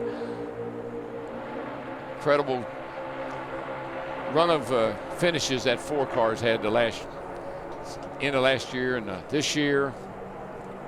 Earnhardt coming back on the outside with Gordon. Now the inside line. Hamlin, Harvick, Keselowski, and Kurt Busch, Vince. Yeah, it's another good day for Kurt Busch. They won last week at Richmond. Crew Chief Tony Gibson says that was huge. It relieved so much pressure that was on their team. Speaking of Gibson, the crew chief for Kurt Busch, he had surgery earlier this week because of kidney stones. Still has a stent in. He said it's very uncomfortable. The pain about a 7 on a scale of 10. He'll have that stent removed on Tuesday. But he said, believe it or not, the pain is not near as bad as it was a few weeks back leading up into that surgery, but still an uncomfortable situation for Tony Gibson, and probably a little nerve-wracking seeing his man Kurt Busch in the middle of the fray here today at Talladega. I'd say there's a bunch of uncomfortable situations right here, man. Look at these guys. They're really getting aggressive here. 3 wide, doing a lot of pushing and shoving. Well, somebody makes a big move like Hamlin did to take the lead, and everyone sees opportunity. Do I go high? Do I go low? I've got to go somewhere. But Darrell, we were talking about Kevin Harvick in that 4 car. I mean, look at him though, 3 wide, 3 wide, 3 wide, 3 wide, all the way back through there. It seems like he can get up there and he can run 2nd to 5th, but can he get up there and lead with all that damage on that nose? Just like early in the race, 23 cars are within 1 second of the leader. This is an amazing pack of cars, and trust me, if they weren't belted in their seats, they'd be sitting on the edge of their seats. J.J. Yaley is going to be black flagged. He'll have to pit. The window net on the driver's side has come undone. That's a safety violation.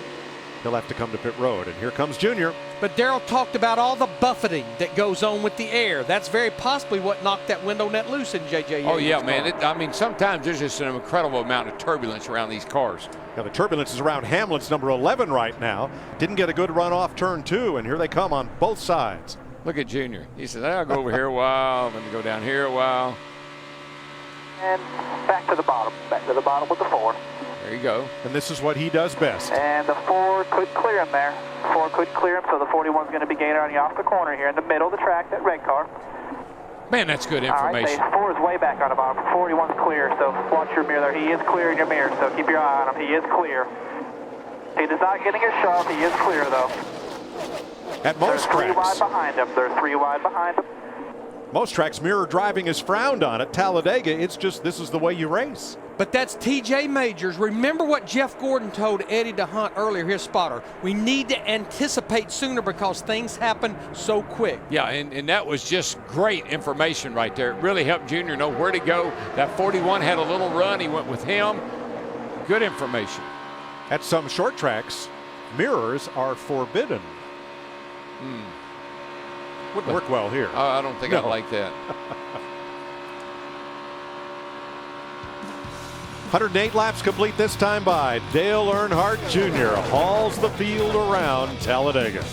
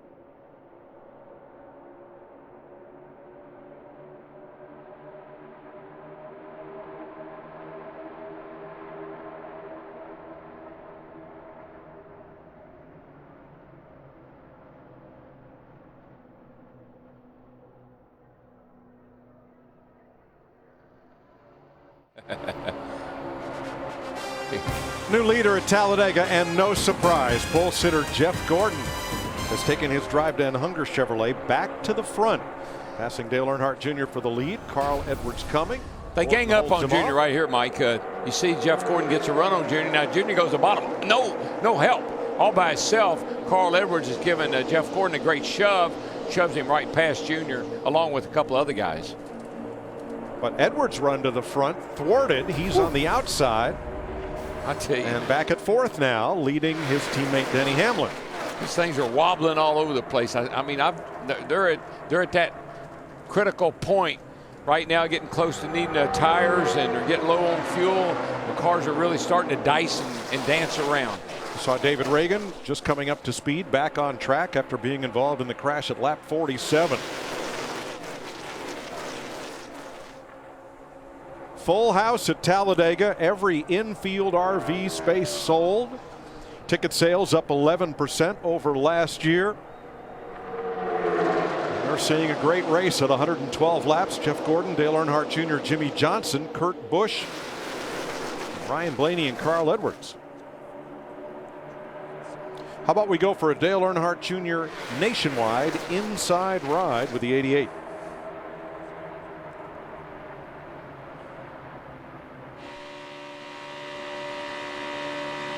Still, next two cars clear to bear. All right, man, the outside lane is getting real tight here behind the 41. I'll let you know what happens here. They got the 21 on the bottom by himself behind the 41. We're going to have to move up here eventually. Middle to high sides where they're going to be, yeah. Still in your tracks there, buddy. 48, 41, 19. Here comes the big push behind the 40, behind the 48. Let's see where he goes. They're in line, they're in line, they're in line. In line, they're outside the 48, outside the 48 in your mirror. All the help's on the high side, man. The 41's got them all with him there. Red car in your mirror. He is clear. He is clear. Watch that 41. Little bit of a run, not enough to pass you. 19 is his clear in his mirror. Austin's out for debris. Save fuel. Save fuel. Turn 3 is the debris at lap 115, fifth caution of the day. Boy, that TJ Majors, now he is giving Dale Jr., I mean, as precise of information as I think I've ever heard at Talladega.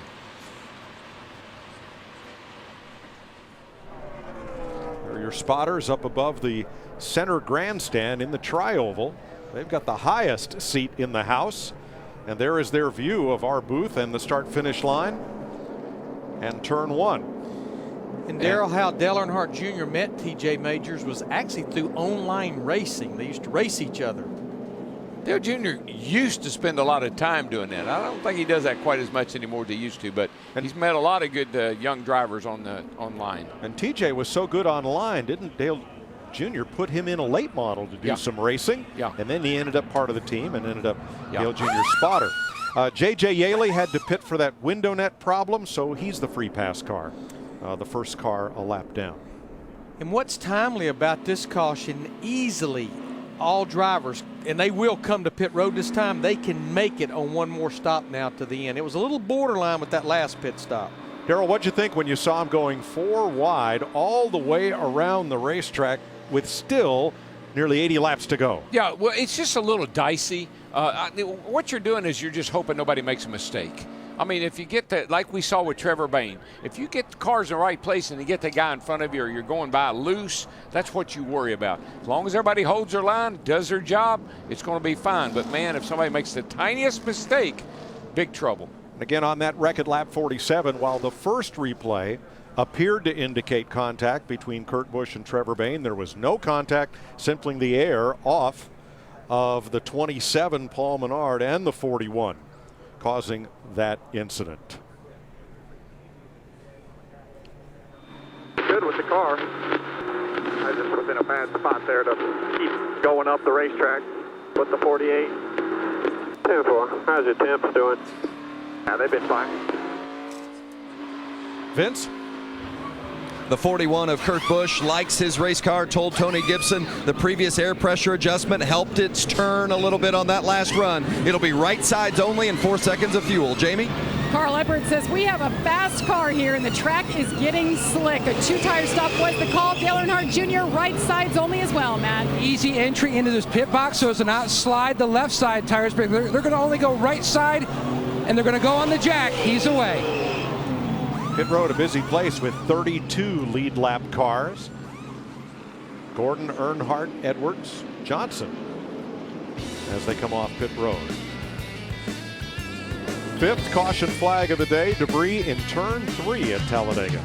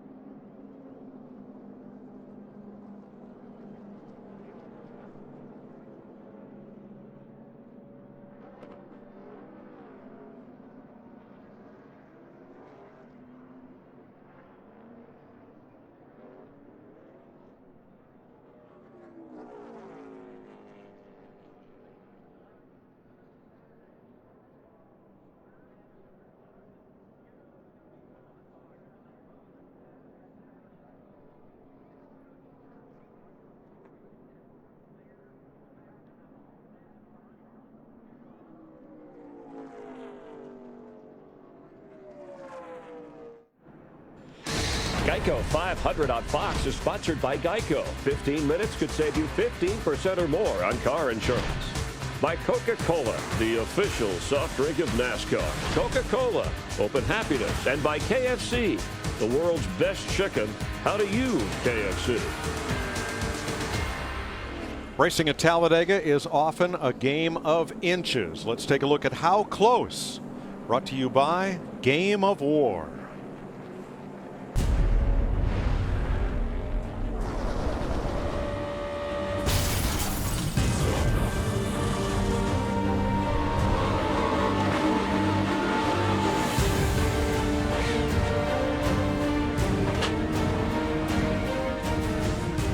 Join millions in building alliances, creating empires, and battling enemies. Game of War.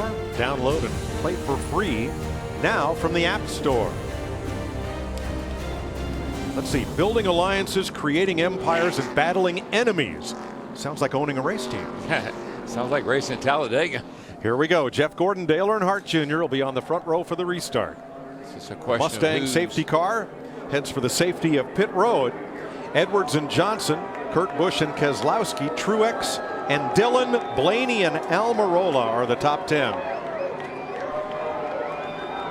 Kevin Harvick will start tail into the lead lap. His men were over the wall too soon on that pit stop. We're back under green. Got the Hendrick brigade at the front here with Jeff Gordon, Jimmy Johnson, Dale Jr. Carl Edwards hanging in there pretty tough today. And there's a 41 car giving him a nice little shove off turn 2. Might be just what Carl needs. But here comes Edwards in the 19 up behind Gordon. And that should advance him to hold the lead. Yeah, well, here comes Kurt. He's going to give Junior a push now. Get him back up there. Here comes everybody. Goodness gracious. Whole lot of shaking going on. As far as tire strategy, it was kind of a mixed bag. About half the drivers 2 tires, half of them 4. Actually, Paul Menard fuel only in that 27. Jeff Gordon retains the lead, Matt. Mike Gordon had been pleased with how well he and Carl Edwards had been working, but he chose the outside lane because he wanted to break up the alliance of Dale Jr. and Jimmy Johnson. Now, once back again, Carl is on his bumper.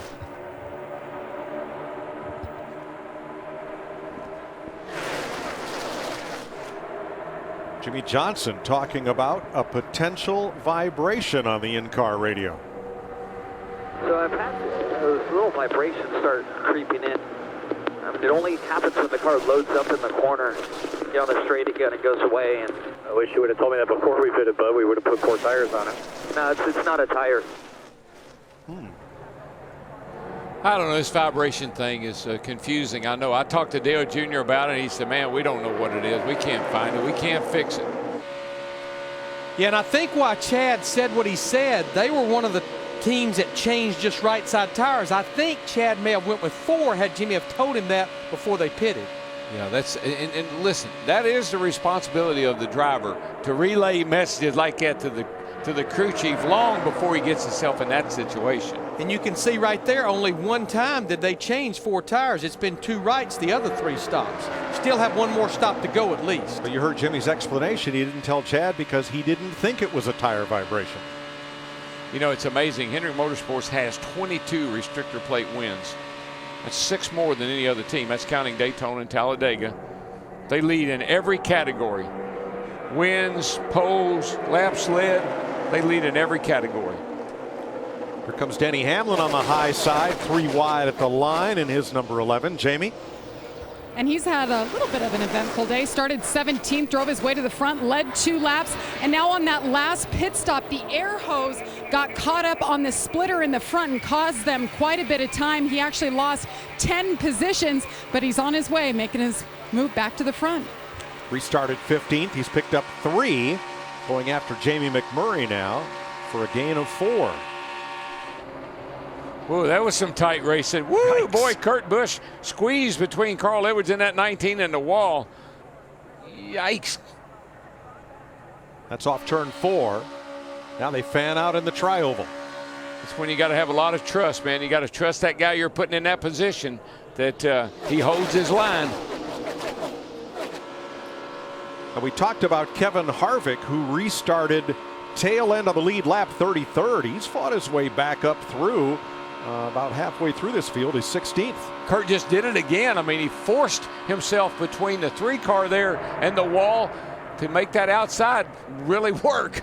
And I think what these other drivers know, Darrell, they know he has a fast race car, so like Jimmy Johnson, he just fell up there right behind him. Boy, he did, but Kurt has made a couple of really great moves to get by a couple of cars here all of a sudden. He is 3rd and perhaps about to lose it to Carl Edwards in the 19 on the inside. But you know, it never fails at Talladega.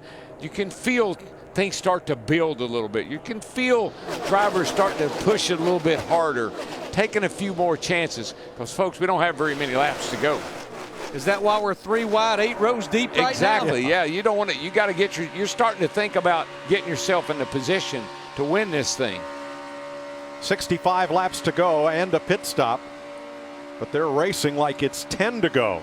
Well, 65 sounds like a long time, but if you get shuffled back into 15th, 20th place, it can take you a good 20 laps or better to get back up there.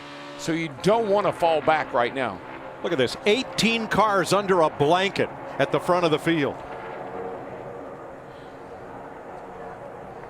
Man, Brad Keselowski in the 2 gave Junior a shot into turn 3, and look where it put Junior out front. And look where it puts Keselowski in position to challenge, and Ryan Blaney right with him. Blaney down on the bottom.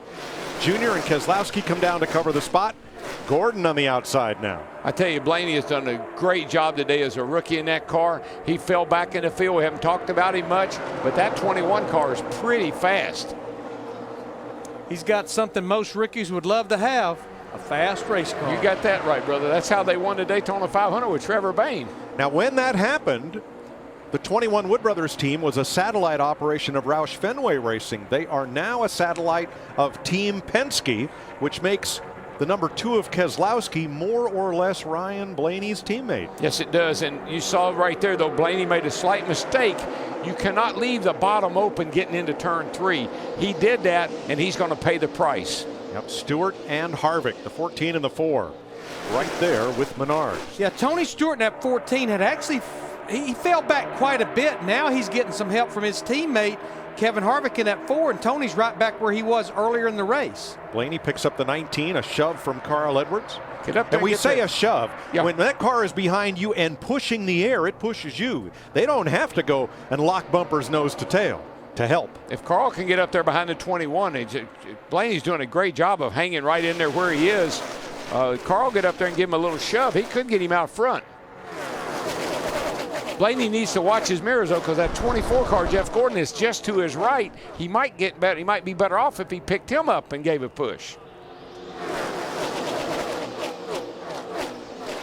62 laps to go at 200 miles an hour, 2 and 3 wide, back through the 33 cars that are on the lead lap. But that's a lot of decision making with the 21 car and Blaney. Do I stay with Carl Edwards? Give me a pretty good push, or do I try to do something? Do I try to get down in line? What do I do here? A lot of decisions have to be made for a guy with very little experience.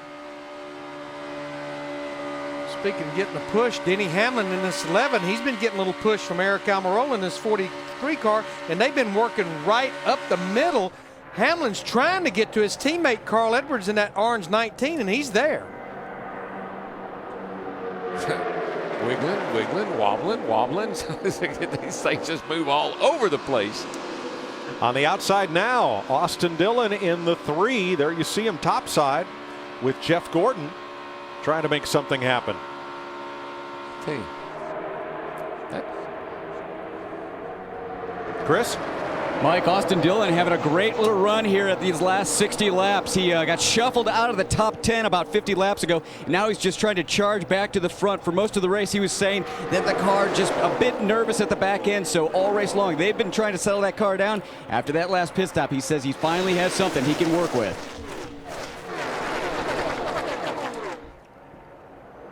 You know, Larry, the other thing is we get into the afternoon here, the track's going to start to cool at some point. And that's going to help these cars handling wise too. It'll start to get some grip back. Really impressed with the 21 car Blaney, though. Able to hang right there in that kind of outside line, and actually with Carl helping him, looks like they gain a little bit on the leaders here. Well, he qualified 3rd. Everybody knows that's a fast car, and Blaney's been giving it a great ride. Dale Earnhardt Jr., the leader in the Geico 500.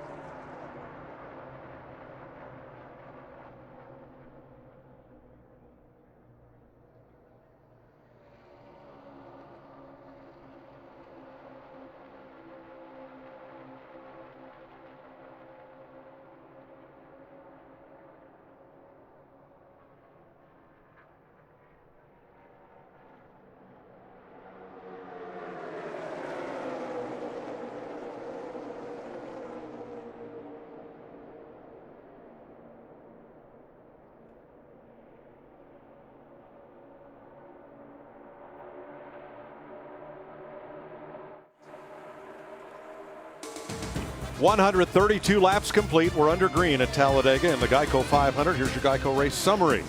Dale Earnhardt Jr. is your leader. 33 cars on the lead lap. 13 drivers have led the race. 21 lead changes. We've had 5 cautions for 19 laps. The day so far has belonged to Hendrick Motorsports. Dale Earnhardt Jr. now leading.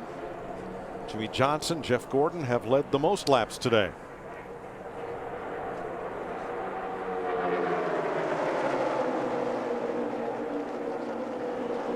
Take you back to 11th place on the outside. Danica Patrick with perhaps some issues. Vince? Issues indeed, Mike. Transmission problem, 4th gear only for Danica Patrick. Somewhat amazing. She's running 12th right now. As you see, been as high as 9th today, but trying to get her 3rd top 10 of the season. Going to be a struggle with this issue. Said she just can't get it shifted out of the position it's in. 4th gear only for the 10 car. And Vince, we saw that on that last restart. In fact, she almost lost the draft, so she obviously has a fast race car, but restarts, pit stops will not be good to her. We know at least one more stop. Yeah, that could be disastrous, particularly if it's under green. That's going to be hard to overcome.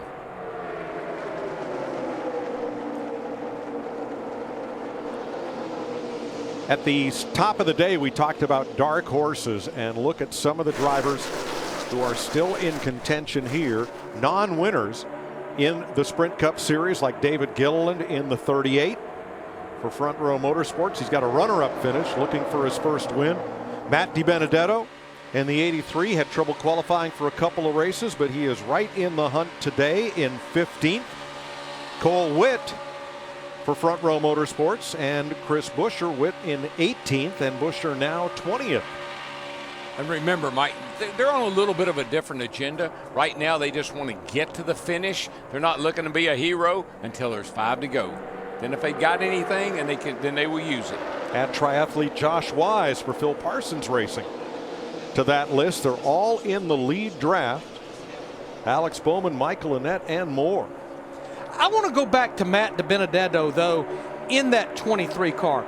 This is his very first, or 83 car. This is his very first Sprint Cup Series restrictor plate race. He did not run one last year, and he was not in the Daytona 500. So not only is he doing a well of a job, this is his first time to do this type of racing in Sprint Cup.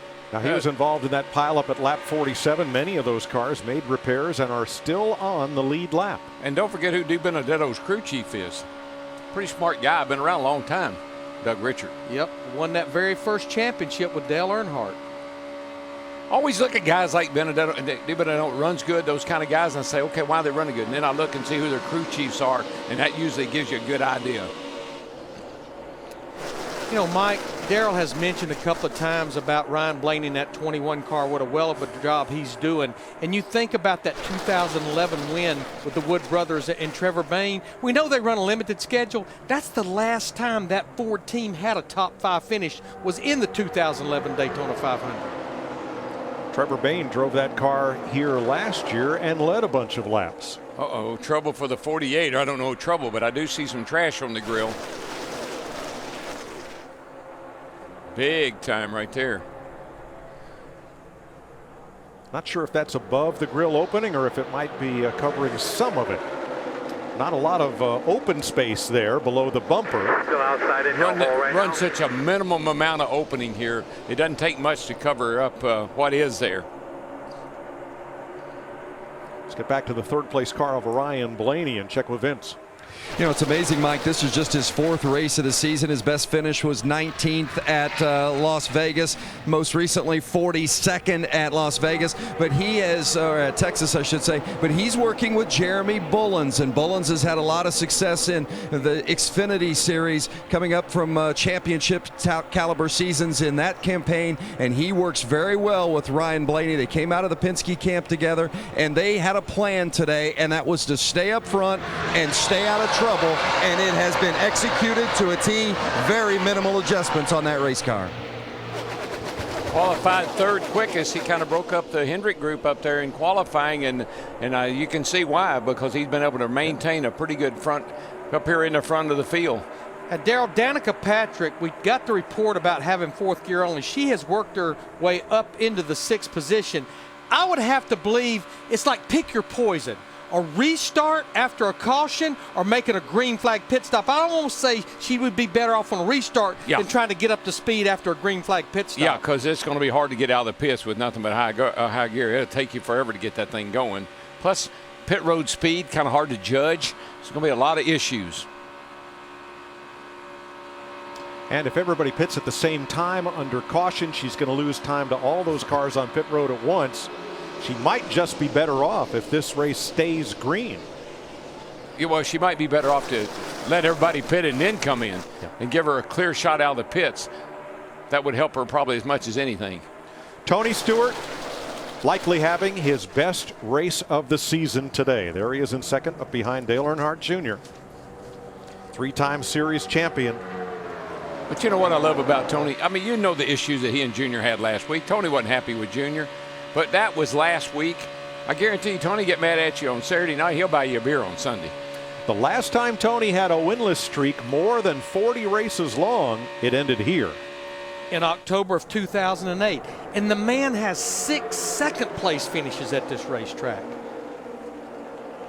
He's working on another one right here, running behind Junior. So good run today for the 41 or for the 14 car. He's going to drop down and pick up Kevin Harvick in the middle lane, his teammate.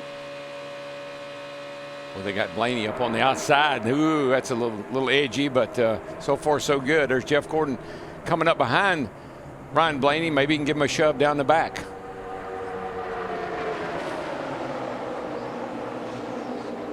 Now at the beginning of the race, we checked in with Clint Boyer, who has spent a lot of the day well back in the pack. Chris? That's right, Mike. He was riding around back of the pack for quite a while, but about 5-6 laps ago, he and his crew chief Brian Patty talking on the radio saying when they're going to pit for the final time, about 30 laps to go. And Clint said, well, I think I need to start making my way to the front, and that's what we're seeing right now. As he's working to the front, he's giving the team good information, saying the car working well, but he said it doesn't seem to suck up as good as cars that he's had here in the past. But it looks like Clint Boyer, they've made the decision to make a run to the front and not waiting like they've done in the past. There he is right behind Jamie McMurray and Carl Edwards. No, it's getting down to, they know they got to make this pit stop. That's going to be crucial, but you got to get yourself in position now. You got to know what you got, and if you don't have what you need, you got one chance to get it right. That's going to be on that pit stop. At least one more pit stop in these final 47 laps to go. You're watching Fox NASCAR coverage of the Geico 500.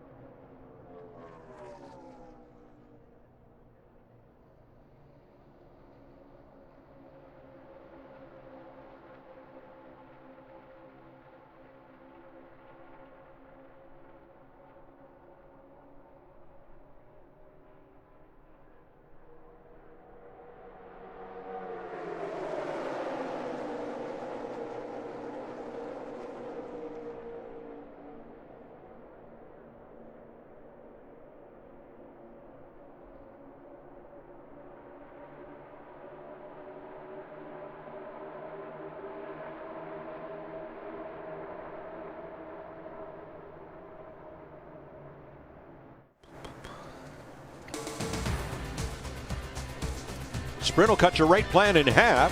Bring them your Verizon or AT&T bill. Turn in your old phone at a Sprint retail store or sprint.com/half price.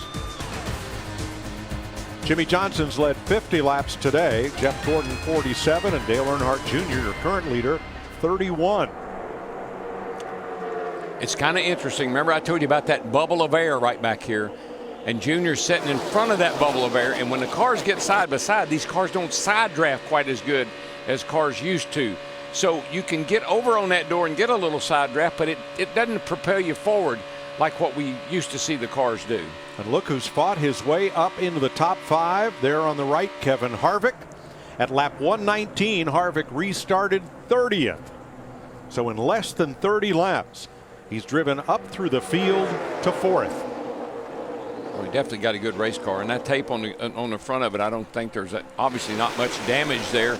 I think they just taped that up so the hood wouldn't maybe get air under it.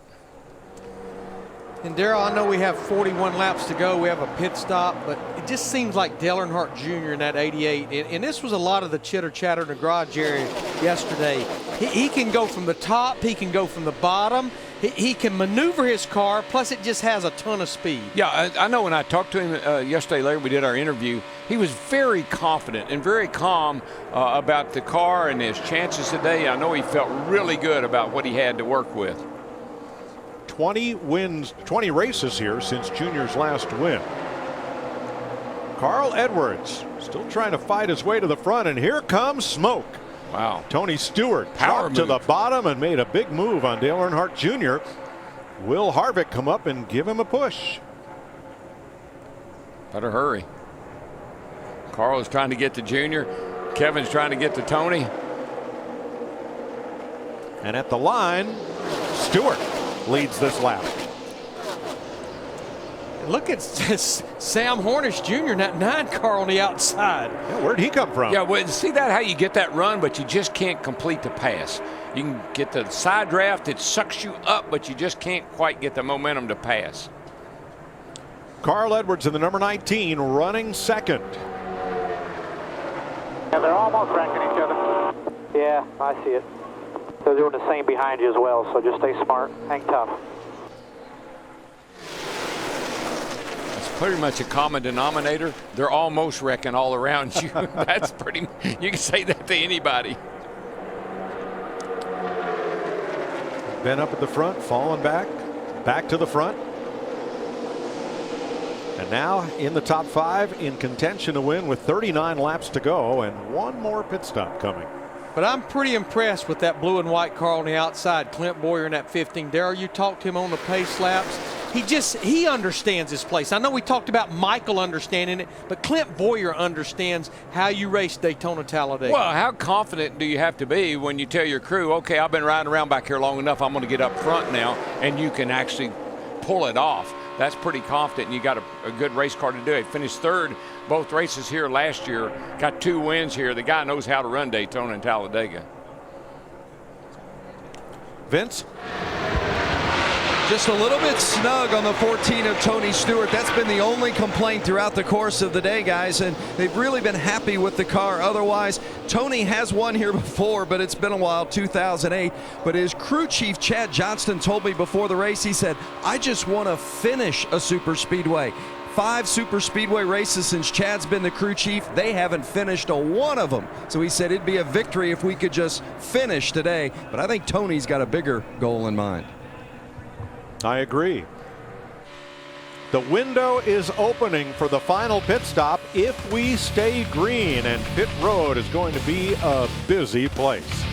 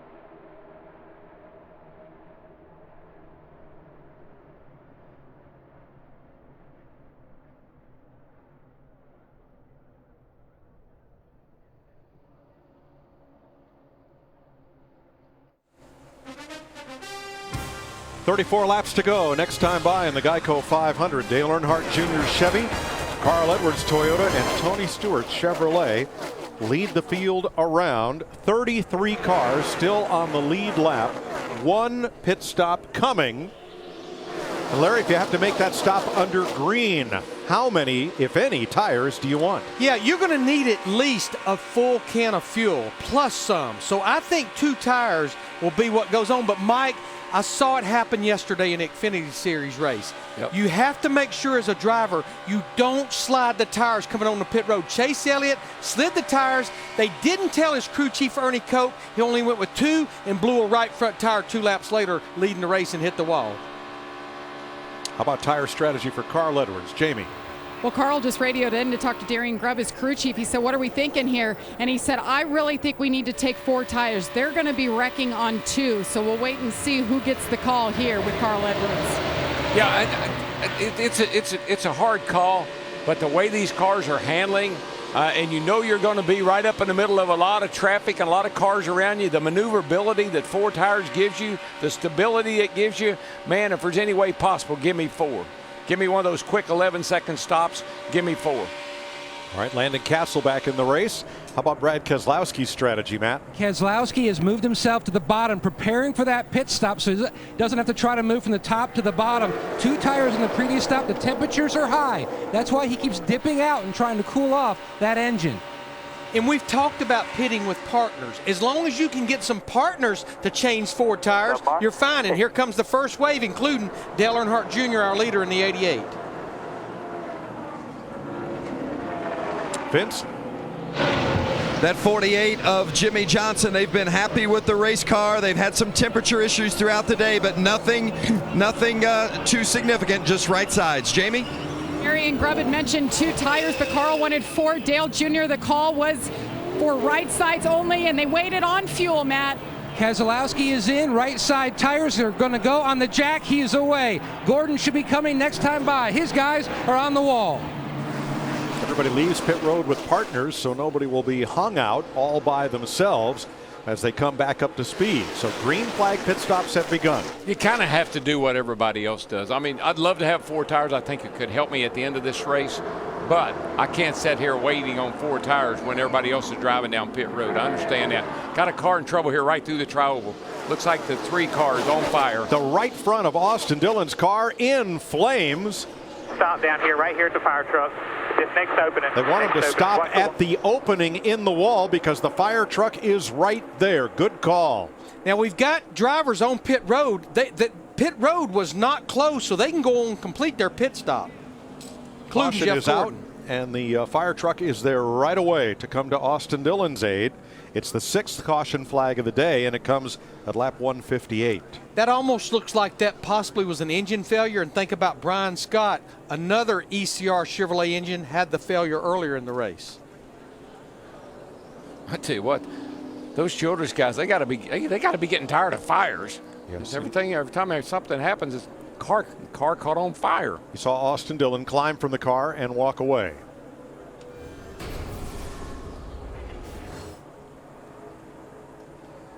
Some serious heat coming out of there. Now Joey Logano, 3 laps down, will be the free pass car. Jeff Gordon was on pit road making his stop when the caution flag came out, as were others. Wow, that's a blaze. That is, and it's hot. It's a hot fire. And Mike, for all those drivers that made their green flag pit stop because of how long it takes to get around this 2.66 mile track, they are all still on the lead lap. So they will actually be up there leading this race as we cycle through the pit stops. Austin Dillon was 16th and on the lead lap and in contention when this happened. Yeah, he's been having a good day. He's been running up the front. Unfortunate whatever happened here. But I do like the call by his spotter to have him drop that car to the inside and stop right at the opening in the safer barrier next to where the fire trucks are stationed. Yes, sir. Good call. Mighty smart.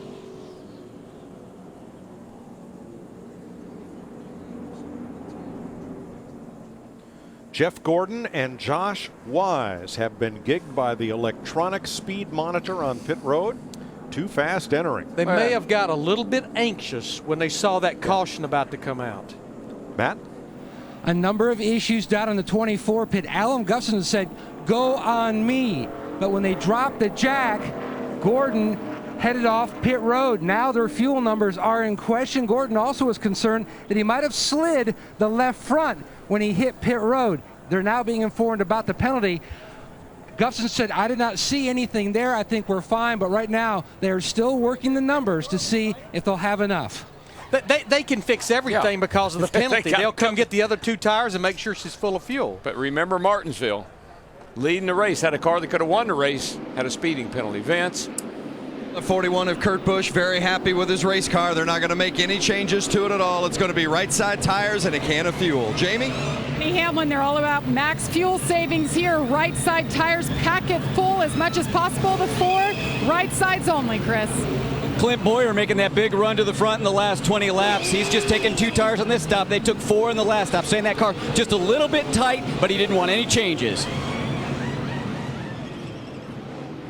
Here's your Advance Auto Parts race off pit road. Kurt Busch is going to lead them off. A lot of them took 2 tires, as did 9 of the 10 drivers who stopped under green took 2 tires. Everybody but Sam Hornish, who got 4 during the green flag pit stops. So a lot of changes there. How about Ryan Newman up 4 spots?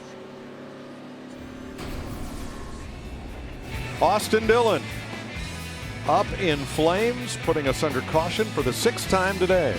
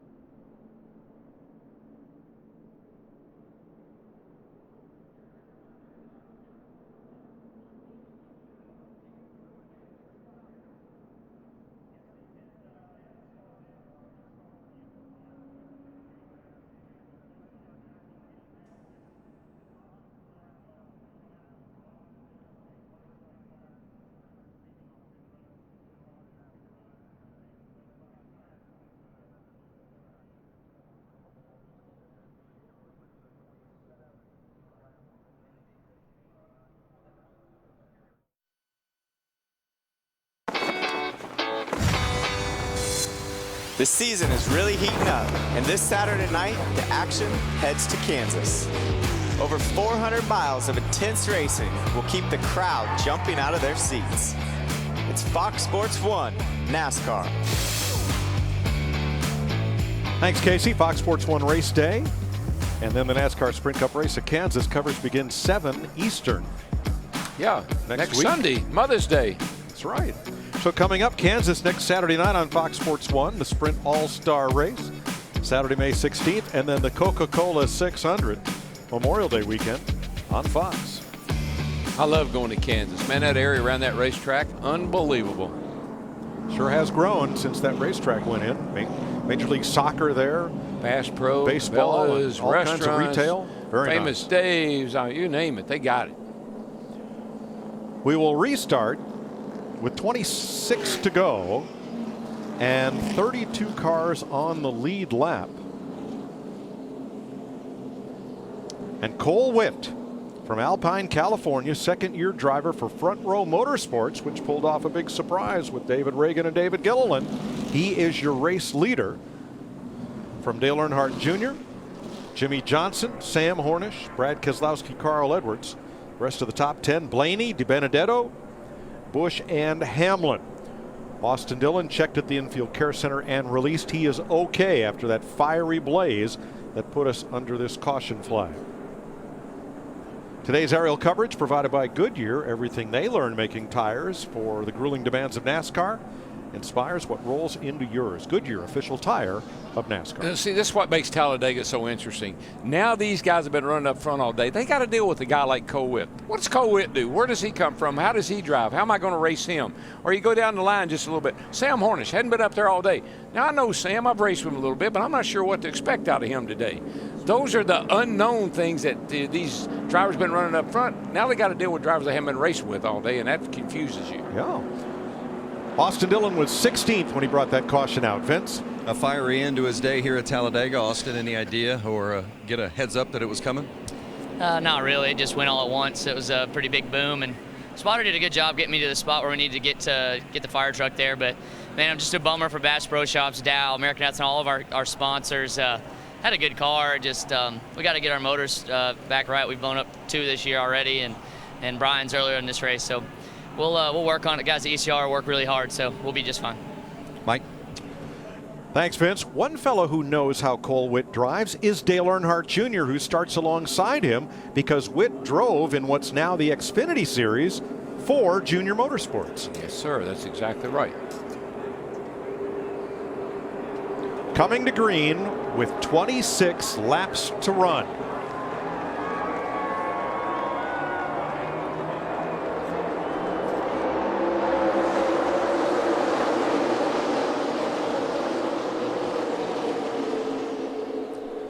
Boy, Danica couldn't get going, and Casey Kane is giving her a shove. You know, she only has high gear, and the guy that really timed that out right was Stenhouse in the 17. He doesn't have anything but high gear. He laid way back, and he's got a heck of a run coming up through the back of the field right there.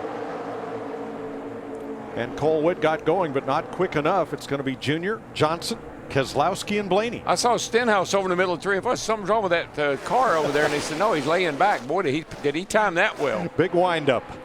Stenhouse actually, just like Danica Patrick, high gear only. He had transmission problems earlier, which I think's why he did what he did on that restart. It was, Larry. I mean, he was laying back. He got her wound up, and he got a run.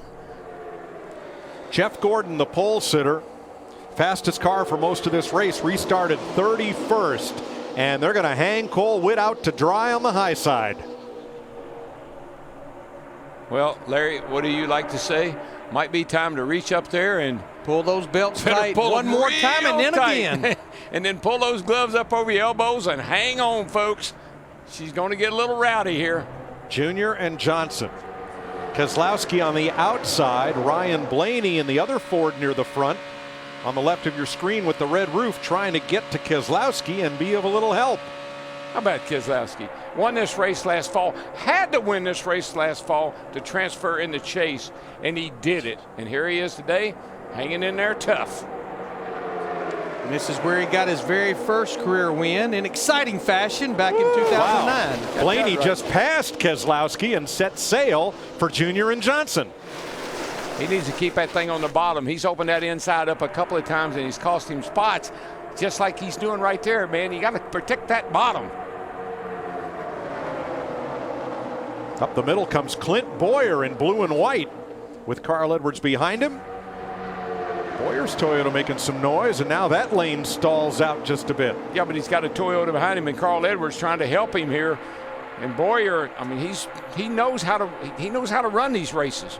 He's really smart on these on the Talladega Daytona track. He's won here twice.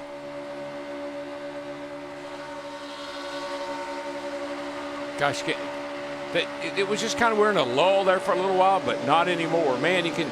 I don't know if you're at home or here in the booth or where, but can you just feel the difference, the pace, the urgency? Just a total different feeling what we had a little bit ago. Now, early in this race, the fast lane seemed to be the bottom, and that's where they pulled the train, was around the bottom.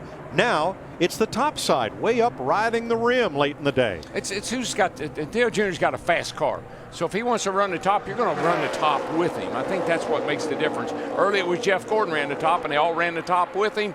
I think that's what we're seeing right now. Yeah, the Pied Piper disappeared a few years ago. I think he's back today. Yeah. And Jeff Gordon is mired back in 20th. Now, here's the deal. You can't sit here like this and wait until the race is over, with 5 laps to go. Somebody back in there is going to have to decide we need to jump down to the bottom and make something happen.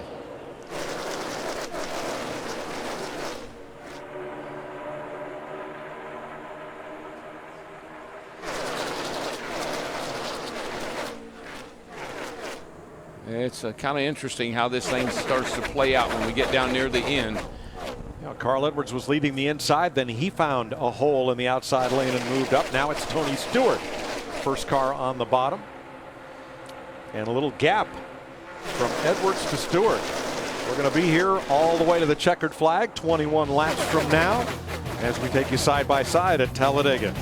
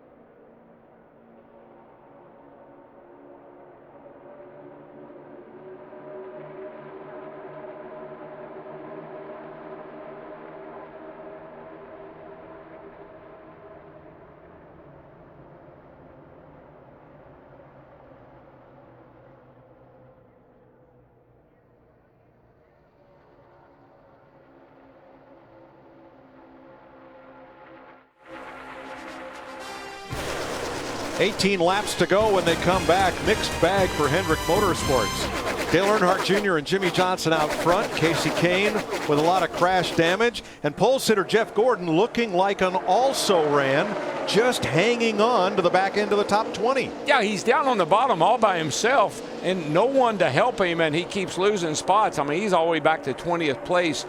He's going to have to try to get up in line and make something happen, maybe get somebody grouped up with him. Who's that yellow car? He's getting a little bit of help from Matt Kenseth in the yellow number 20, Darrell. If they could get a couple of cars, if he get some guys that get down there and help him a little bit, he might be able to do something. But right now, he's just hung out to dry. For the first time today, there's a 10-car breakaway at the front of the field. 3 things you need to know with 20 to go. Jamie? What a day it's been for Dale Earnhardt Jr. They brought the same car he finished 3rd with at Daytona. Weren't sure if it was going to be as good. Well, it's been a nice surprise. He's been out front a lot. 49 laps to be exact. He's happy with the car, looking for his 6th win here at Talladega, but his first this season. Vince? Well, is this the day that young Ryan Blaney stuns the field and gets his first Sprint Cup victory? It's just his 6th career Sprint Cup start, running a limited schedule, not running for points, nothing to lose. He's been in the mix all day long. He started 3rd, and he's running 3rd with 17 to go. Matt? Vince, if Jeff Gordon can pull off the win, it'll be his 93rd career win. But his 80th win came right here at Talladega. It was a special one. The first with daughter Ella in victory lane. Right now he's stuck on the bottom. He likes the fact he's got 4 tires because he felt like 4 would be better because the car is so much better balanced. It was a handful on 2, but he can't get many people to work with him. That's his biggest hindrance. He restarted 30th, Matt. He's up to 23rd, but has a long way to go to get to the front. I think the spoiler in this whole thing is that 21 car of Ryan Blaney. I mean, if I'm Dale Jr. and I look in my mirror and I got Jimmy Johnson, my teammate behind me, he's got 2 wins. I mean, you know, he's going to help me. Leonard Wood, Hall of Famer, mechanical genius. He makes things out of nothing. And he has always been an expert at minimizing driveline drag. And tuning. The man can tune a carburetor and, of course, fuel injection now, but he is a great, when it comes to getting an engine tuned up and running right, Leonard was always the man.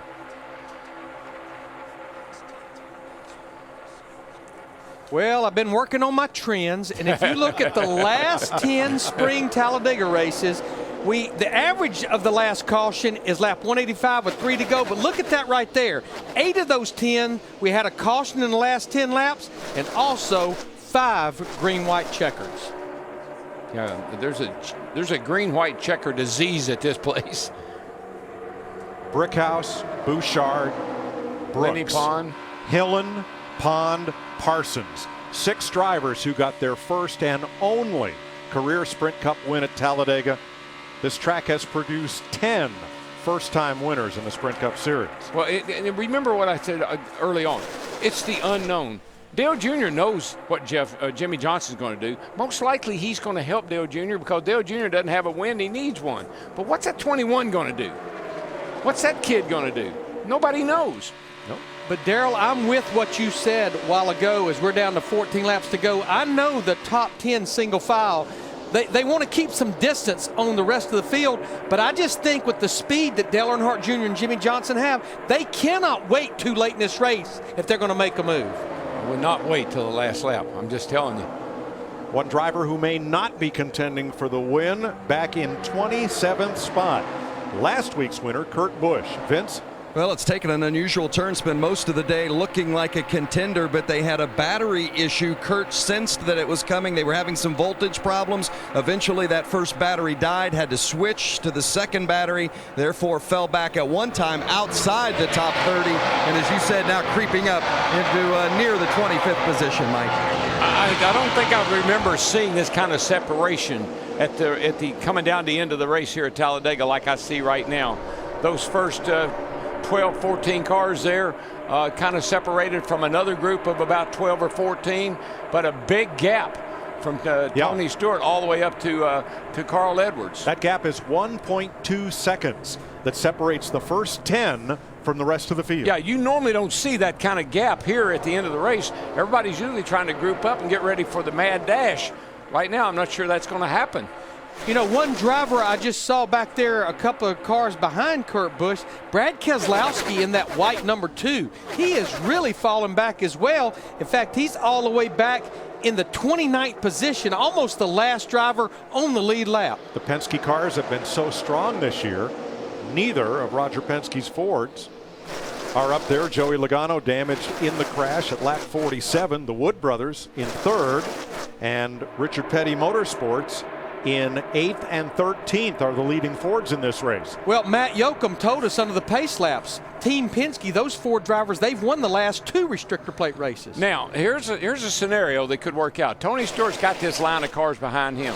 If they could, in fact, start to gain some momentum and close that gap on Carl Edwards and that group in front and charge up to them and make that bottom work, that could change everything. It's happening, Darrell. In the last 2 laps, that second group has gained 0.4 of a second of that deficit. Yeah, and you know Tony Stewart, he's not going to sit there. When he gets to Carl Edwards, he's going to the inside, and he's going to drag that group with him.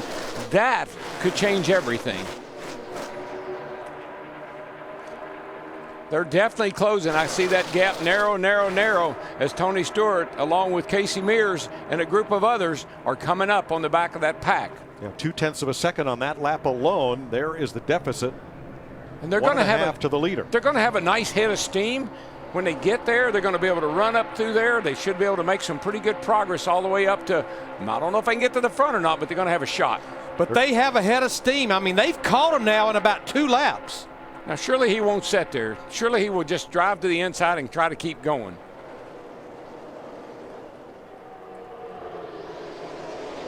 Looks like to me Carl Edwards in that 19 has backed up to the 14 under Tony Stewart. He's going to take him to the bottom. That's what you got to do, man. You can do it. Right. Carl wasn't getting any help from the car in front of him, so he backs up to Stewart and gets a push. Here he comes. Push, man. Push. You got to do it. Uh-oh, got a little trash on the grill here. Well, with 10 to go, Big let her whoop. eat. Let her whoop, eat. Right. I think he won a Daytona 500 with a little garbage on the grill. That actually is helping him probably. Greg Ives in his 10th race as crew chief. He won here as team engineer with Jimmy Johnson, looking for his first victory with Dale Earnhardt Jr. And Junior loves that guy, and Junior really has just been a big cheerleader. Temp's creeping up. I just heard him say that. Now, Carl Edwards in that 19 saw that nothing was happening, so he jumped back up in behind Clint Boyer in that 15 car. And that hung Tony Stewart out on the inside of the racetrack with Ryan Newman, his former teammate, and Danica Patrick. Yeah, it's a disappointing. It's just not there. The cars on the outside have got the momentum. They've got 272, climbing real close. Whoa! Smoke said, I guess I better get in line. I guess I better get in right here. Was that as close as it looked? That was. Now, Dale Earnhardt Jr. keeps giving Greg Ives the water temp. This is a pressurized system. As long as it doesn't spit the water out, the temp won't hurt it. But if it gets so hot, the power will actually start to fall off a little bit. But he's got that cushion, man. He's got his teammate behind him. Don't know. 8 laps, about 24 miles to go here at Talladega. I'm not sure I've ever seen quite this kind of lineup coming down with 10 laps to go at Talladega. It's usually a little bit more hectic than this. But if you can't pull out and you can't pass, then you got to stay in line and follow. Darrell, I know you said you can't wait to the last lap. I personally feel like with what I'm seeing, you better start making something happen here in the next few laps. That's what I think. Try it. And Tony Stewart did. The problem? No one went with him. He jumps back up in line in front of Alex Bowman. Well, again, that's what I say with Junior. He knows that he knows Jimmy Johnson's not going to jump out of line. He's going to stay with Junior. Then there's the 21 car of Blaney, rookie. Does he and Denny Hamlin try to work something out? How about our leader, Jamie? Greg Ives just told his driver Dale Earnhardt Jr. 1 lap ago, you do have debris on the grill. Junior just came on the radio and said water temp is pegged. Wow, that's not good. But guys, if I'm Ryan Blaney in that 21, make a move. Make a move. You're not even running for points. You're here to win, and that's all that matters. I think the gauge is over here. Yes. I think that they're red. They're red right now. As long as it doesn't hurt the power too bad, I wouldn't worry. I wouldn't even look at the gauges. All right, we listened in on the Wood brothers and Ryan Blaney. I mean, you got to believe that the 48 is going to try to help the 88, so you got to be prepared to take everybody else with us. That's going to be the move. If Denny Hamlin and if Kevin Harvick and Martin Truex, if they will go with Blaney, I think that 21 is fast enough to pass the 88 and the 48. I believe. But we'll be coming back to the line with 5 laps to go. For a rookie to be in a position to win at Talladega, How great must that be, and what must be going through the mind of that young man in third place right now? I don't know, but he's a cool young man. I can tell you that. He's an old soul. His dad, veteran Sprint Cup racer and World of Outlaws champion Dave Blaney, and from Hartford, Ohio. His grandfather, Lou Blaney, was quite the shoe. You think about Dave Blaney. He was always a cool guy. And Ryan right here, is he's had a whale of a day. 5 to go. But you think about it, it's that one Ford driver, Ryan Blaney, one Toyota driver, Denny Hamlin, everyone else up there, Chevrolet drivers. Like I've always said, I don't care what you're driving. If you can make the pass, I'm going with you. And if I can help you, I'm really going with you. A breakaway again. And once again, it's the first 10 cars back to Carl Edwards that have pulled Casey Mears and the rest of the field now by, that gap is about 0.6 of a second.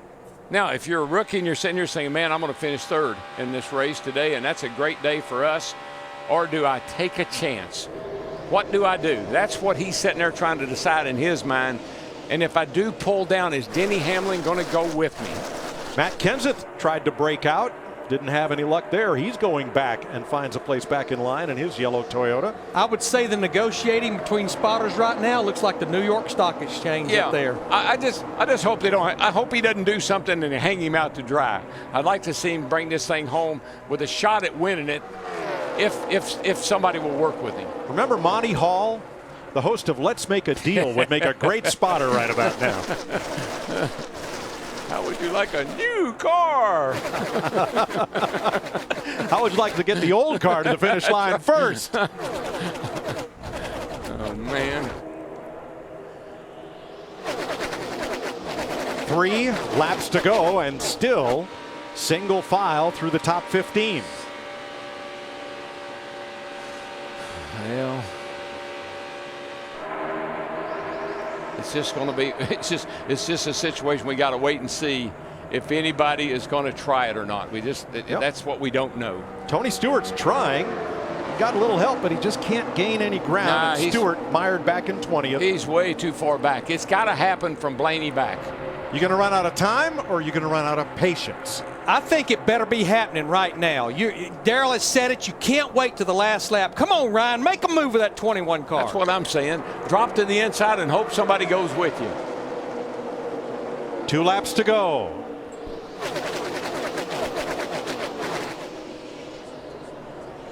And still the waiting game plays out. Stove's getting hotter, boys. I can really sympathize with Blaney. I'm sitting here in third place. That's a great day for me at this racetrack. I'm a rookie. I don't want to make a rookie mistake. I don't want to do something here that makes myself look bad, but here he goes. There goes Hamlin in that 11 car. Here we go. Junior comes down to cover the spot. And they left Blaney hanging. Denny Hamlin made the move. Ryan Blaney in the 21 pays the price, and now they're all double wide behind the front 4. Well, here they come down the stretch. 1 to go. White flag. Martin Truex on the outside. Menard's coming with him. They'll never make it back. And Denny Hamlin goes up there. We got one all the way on the apron spinning. Carl Edwards. Big wreck. Nope. No caution. And now there's the wreck. 3 cars hard in the wall. Big wreck in rear. Keep coming. Casey Mears, Ricky Stenhouse, Jeff Gordon around. Here come the leaders. We're still green. No caution. Still green. Come on, boys. Bring it to the house. Menard to the bottom with Blaney. Junior trying to hold everybody off. Come on, Blaney. You got one more shot. You can do it. Earnhardt, Johnson, Menard, Blaney. Double wide behind them. 4 cars to settle it. Earnhardt trying to cover all spots. Dale Earnhardt Jr. Checkered flag at Talladega. Johnson second. Menard third. Blaney, Truex the top 5. And 1 car in the wall coming to the line way up in the dust. That was Stenhouse, who's wiped the whole right side off his car on the final lap. Oh, Junebug, nice job, brother. I'd say Junior Nation's going to party like it's 1999. Woohoo! 24th win. Dale Earnhardt Jr. Oh, celebrate. See you tomorrow. How do you? 6th Talladega win for Junior. ties Jeff Gordon for second all-time and most by active drivers, and his career most for a single track. He's the 8th different driver to win a Sprint Cup race in 2015. If you're going to get your first career win as a crew chief, getting it with Dale Earnhardt Jr. at Talladega is not a bad place to do it. Jeff Gordon's going to crawl across the start-finish line, but he is going to finish after being caught up in that in turn number 2. Yeah, the 15 car was in that mess. The 13 car. Well, let's see what happens here. They're just slicing and dicing. A lot of moving going on. Carl gets, I think the Casey Mears may have gotten in the back of Carl. Thought Carl had this thing saved. He's fighting it, but then it comes back up the hill right in front of oncoming traffic. But past him, several cars crashed up at the exit of turn 2. And yet, the track was clear for the leaders. NASCAR let them race back to the line under green. Dale Earnhardt Jr. is your winner. Thank you. Part of the key was no driver hit the wall hard. I think that's the other thing they look at. Yeah, thank you, NASCAR.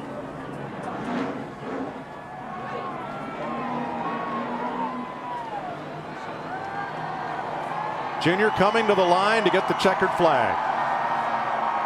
Sunoco fueling victories.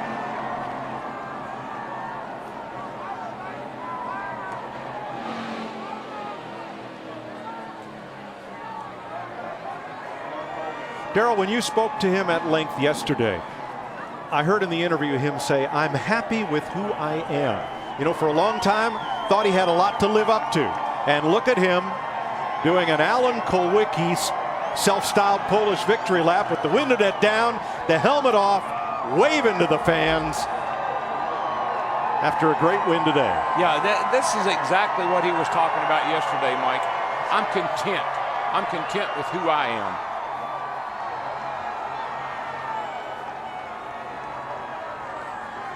Dale Earnhardt Jr. captures the flag and sets off for victory lane. Big, well-deserved grin. And you wait till he gets to victory circle. You want to see a celebration. He loves going to victory circle and celebrating with his team. He'll hug every one of them, I guarantee you. And he becomes the 8th driver to punch that ticket to be in the chase come the end of the year. Vince? Jimmy Johnson finishes second today, chasing Dale Earnhardt right to the finish line. But was there anything you could have done? No, I tried. I was waiting for guys to really spread out, maybe with 3 to go, and it didn't happen. And then coming around to take the white, it started, and we had such a small group. There wasn't much energy in our single car draft. So I was trying to back up to the guy behind me, but all it would do is open the gap up for me to the 88, and I could never really close it. So the 11 got rid of the 21. That hurt my opportunity. And then we just kind of all raced back to the finish, and got a great finish for this Lowe's Chevrolet. Put the engine through a lot of hot situations today, so big thanks to Valvoline and awesome oil they put in this race car. Just an awesome day, top to bottom, great pit stops, fast race car. A lot of Hendrick cars up there. I'm very proud to be in a Hendrick car as well. Jimmy Johnson second. Jamie? Jeff Gordon led 47 laps from the pole. I feel like it's Daytona all over again right at the end. Jeff, what happened? Yeah, I was up in the booth yesterday talking about this. Man, you got to get to pit road without locking the tires up and not speeding. And I thought I was plenty conservative there, but the tires were pretty worn out, and I just carried too much speed to pit road, and kind of locked the tires up. And then I was just speeding. I couldn't get the car slowed down. But we had an awesome drive in Hunger Chevrolet. I mean, we had kind of got shuffled back there a little bit. Hats off to Dale Jr. and that whole team, and everybody at Hendrick Motorsports. Boy, we had amazing cars this weekend. But Dale Jr., you could tell he was driving super aggressive, and you knew that he wanted to win this race bad. And you certainly know all those fans are enjoying this show here. They loved seeing Dale Earnhardt Jr. win this race. But yeah, after that, issue on my part, then, we were just in the back and trying to make our way to the front, and did a pretty good job of making some spots up, and we're just going to kind of wait and see what happened there on that last lap. And then they started wrecking, and we avoided one of them, but we couldn't avoid the second one. The highs and the lows of Talladega. Mike?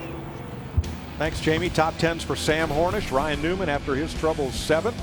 Josh Wise in the top 10. Top 15s for Cole Witt, and J.J. Yaley. Quite a day at Talladega, and it ends up with Junior going to victory lane.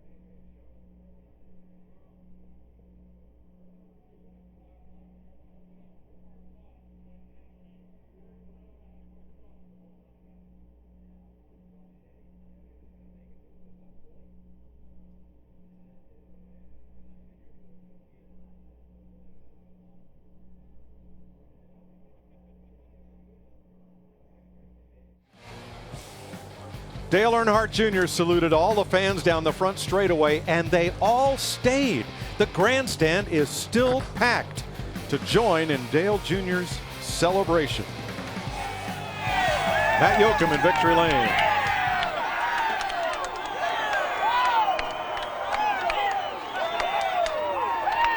Restrictor plate racing long has been Junior's playground. Every win, the 5 before today and now number 6 at Talladega, have been special. Why is this one so much fun? Because your grin told so many stories on your cool down lap. It's just real emotional. I haven't won here in a long time. It was my daddy's birthday a couple days ago, and just real emotional, man. I've been, everything's just so good for me right now. My personal life and my racing, the team I'm with. I don't know why. I don't feel like I deserve it, but I just feel overcome, with a lot of emotion. And been a long time since I won here. We run so good here, and to not win here in so many races, it bothers you. I want to thank Nationwide and my team, my guys, Greg, Kevin, all the guys from last year. I'm sure they're happy. Steve and all those guys have moved on. It's a great day for a lot of people that have been a part of this and helped us get here. We just got a really, really good group of guys that I'm blessed, man. I'm blessed. Everything's going so great. Steam coming from the car, your teammate behind you. You were trying to anticipate when he would make his move. Yeah, I didn't know what he had up his sleeve, and maybe they got busy behind him and he couldn't form a run. But we had a real strong car. I didn't know that the motor was going to last. I had faith in it that it would, because we build fast cars and they're tough. And all them guys in the motor shop and the body shop, they earned their money today. And another thing too is it's bugging me. We weren't winning races, and now we're locked in that chase. I got to worry about that. We can call these races so different now, so maybe there's more wins on the way. Greg Ives gets his first win as a Sprint Cup crew chief, and Mike, the people still are standing. Darrell, Dale Jr. overcome with emotion in victory lane, and look at these fans. Yeah, when we talked in our interview yesterday, he was this very same way when he started talking about his dad. I'd never seen him react that way. The model car that that Kevin Harvick gave to him that his dad had signed back from the 70s, and just the emotion and how he just never felt worthy. You know, like I just can't live up to my dad's expectations or to what people expect of me, but now I'm happy. But he has said all along, Greg Ives will be a great crew chief, and I think this is the beginning of a long relationship and a lot of wins. That's another part of it. That's the other part of it. Jamie? Well, Mike, first and foremost, I have to tell you, Greg Ives was on that pit box in tears. He did not want to come down and show that he was crying, but it was his first win. So now we go to the agony of defeat, Carl. Good day until the end. You finished 32nd. What happened? Yeah, there's a lot of tears at Talladega sometimes, but that is cool to see somebody that happy. That obviously means a lot to Dale. Our Aris Toyota was really good. I thought we had a great run, and then Casey Mears, I think he just spun me out going into one. That was frustrating. I was driving down here. I thought, man, we're going to pull up here. We're going to have a good run. And I thought we'd get a top 5. And as he pushed and pushed, I was just hoping he'd let go. I tried to save it. And I got to apologize to everybody for my language on the radio. I was really upset as I was saving it. There's people going by, plus 100 miles an hour. They never checked up. I really think that's the most dangerous thing in the sport right now at these places. When there's a wreck, guys got to get on the brake or we're going to have a lot of problems here. That's we don't want to see that. So overall, great performance. We didn't get what we wanted.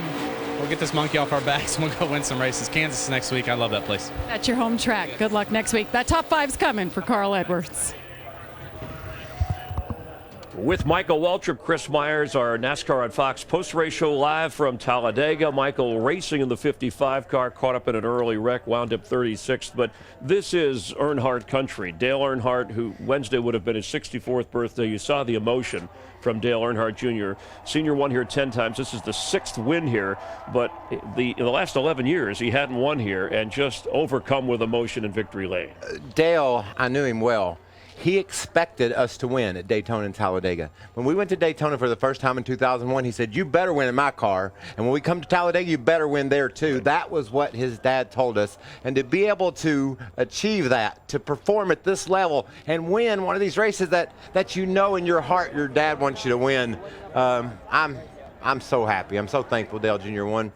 And I got in a crash. Not happy about that. Not happy about that, but it certainly was a good day for somebody who's a close friend of yours. It was a weekend for favorites in the sports world at the Kentucky Derby. American Pharoah in the ring, Floyd Mayweather, and Dale Earnhardt Jr., a 7-1 favorite in Vegas and wins at Talladega.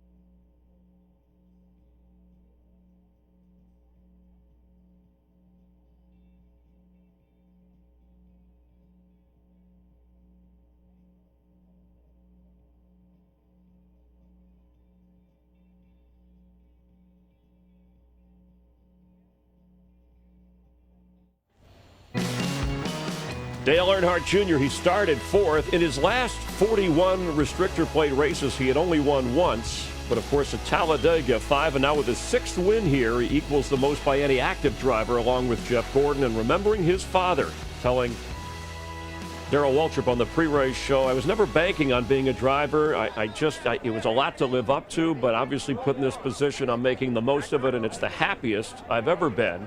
And interesting in victory, and I almost don't deserve this, not the win, but just how good things in his life are right now at age 40. Well, when his dad won here in 2000, came from 18th to the lead, it was like the most exciting finish ever at Talladega, and you just relive all those moments, and you remember the good times with your father. And Dale Jr.'s heart is as big as anybody on earth, and I talked to him in the pre-race with my hat cam on, and he was telling me that he was just really comfortable with where he was, and when they threw the green flag, he was going to go like he stole that number 88 car, and that's exactly what he did. And of course, he had Jimmy Johnson with him, but he had to fight off Ryan Blaney, right? The 21-year-old rookie, also Denny Hamlin. Let's hear from Blaney, who wound up finishing 4th with Vince. Ryan Blaney finishes 4th today. What's going through your mind in the final laps when you're contemplating making a move to potentially win this race? Well, I was really trying to watch what the 11 did. I knew he was going to make a move, and he was laying back a little bit, kind of judging runs, and the 48 wasn't really laying back at all. So I was really, at Denny's will right there, just trying to do what he did, and he made his move into 3, and I was too late getting down there in front of him. I also didn't think he had big enough run to get all the way by me, and luckily Sam picked me up there on the front stretch and got us back up there. But good day, really, really happy to have Ford back having a good finish after our bad luck at Texas, and Motorcraft and Quick Lane getting them a good finish too. We're really excited to go to Charlotte, and hopefully we can keep this positive momentum running. Ryan Blaney, terrific day, 4th place. Well, Denny Hamlin won this race last spring, and Denny, you made that charge to the front there at the end, but what happened? I got stalled out. We didn't have enough Toyotas up there for sure to really make anything happen. Looking at my surroundings, I knew, it would be far-fetched for us to get this victory and get the pushes from the guys with different alliances. But I didn't want to just sit there in line. I actually wanted the 21 to back up from the 48, and so I was going to push him whatever side of the 48 he was going to go, but by the time I started backing up, the 4 already had me pushing, and I made a decision to go around the 21 instead. So shame we couldn't get something going there, but I knew that with all those Chevys up front, it would be tough for us to get a win. Denny Hamlin comes home 9th. You heard him talk about looking at his surroundings. Obviously, Dale Earnhardt Jr. had not only a teammate, but another Chevrolet who knows his game well, and that was pretty much the ball game. Yeah, but Denny made a run at it. He laid back, and that's all those guys were up there playing games, but they also certainly were aware that Jimmy was right behind Dale Jr. and wouldn't probably put Dale Jr. in a bad place unless he could get the win right at the checker flag. Those two cars worked together well and got the victory. Exciting for Dale Earnhardt Jr. You win, you're in, so he joins the club. Those that are in the chase, they've punched their ticket for NASCAR's playoffs. And again, with Harvick and Jimmy Johnson having 2 wins, that just kind of secures their cushion just a little bit more, but it doesn't leave many open spots for other drivers who are trying to work their way. Yeah, I talked to Dale Jr. this morning. He said, I don't think there's going to be 16 winners. Points are important, but I got to get a win now. And you wonder if Jimmy Johnson didn't have a win, part of the Hendrick Chevrolet team, would he have been there helping Junior or working for his own victory? But that's what good teamwork for the Hendrick Chevrolets has done for Dale Earnhardt Jr. and the nationwide 88 team in victory lane.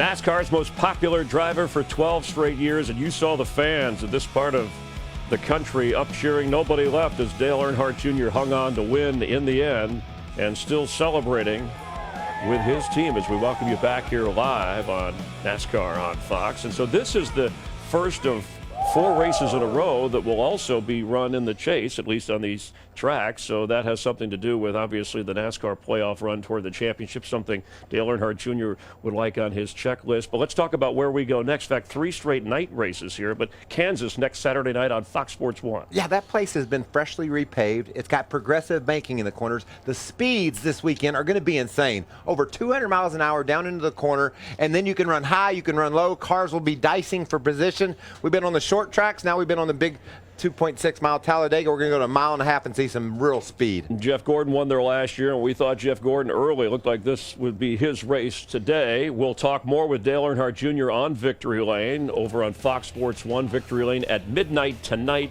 Eastern Time, 9 Pacific.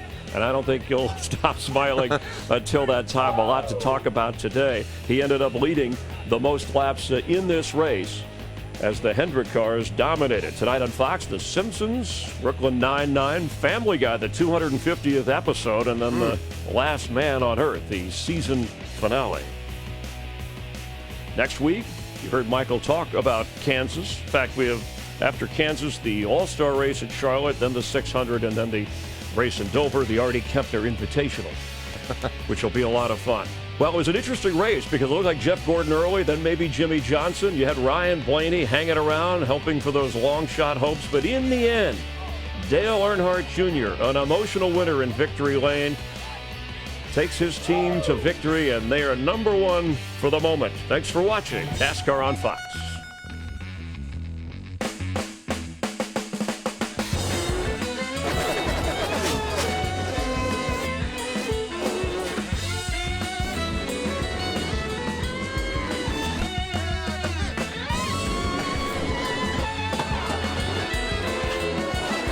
Checkered flag at Talladega. This copyrighted telecast may not be reproduced, retransmitted, or used in any form without the authorized written consent of NASCAR Broadcasting. NASCAR would like to thank all of our loyal fans for your continued support, and we hope you enjoyed today's broadcast.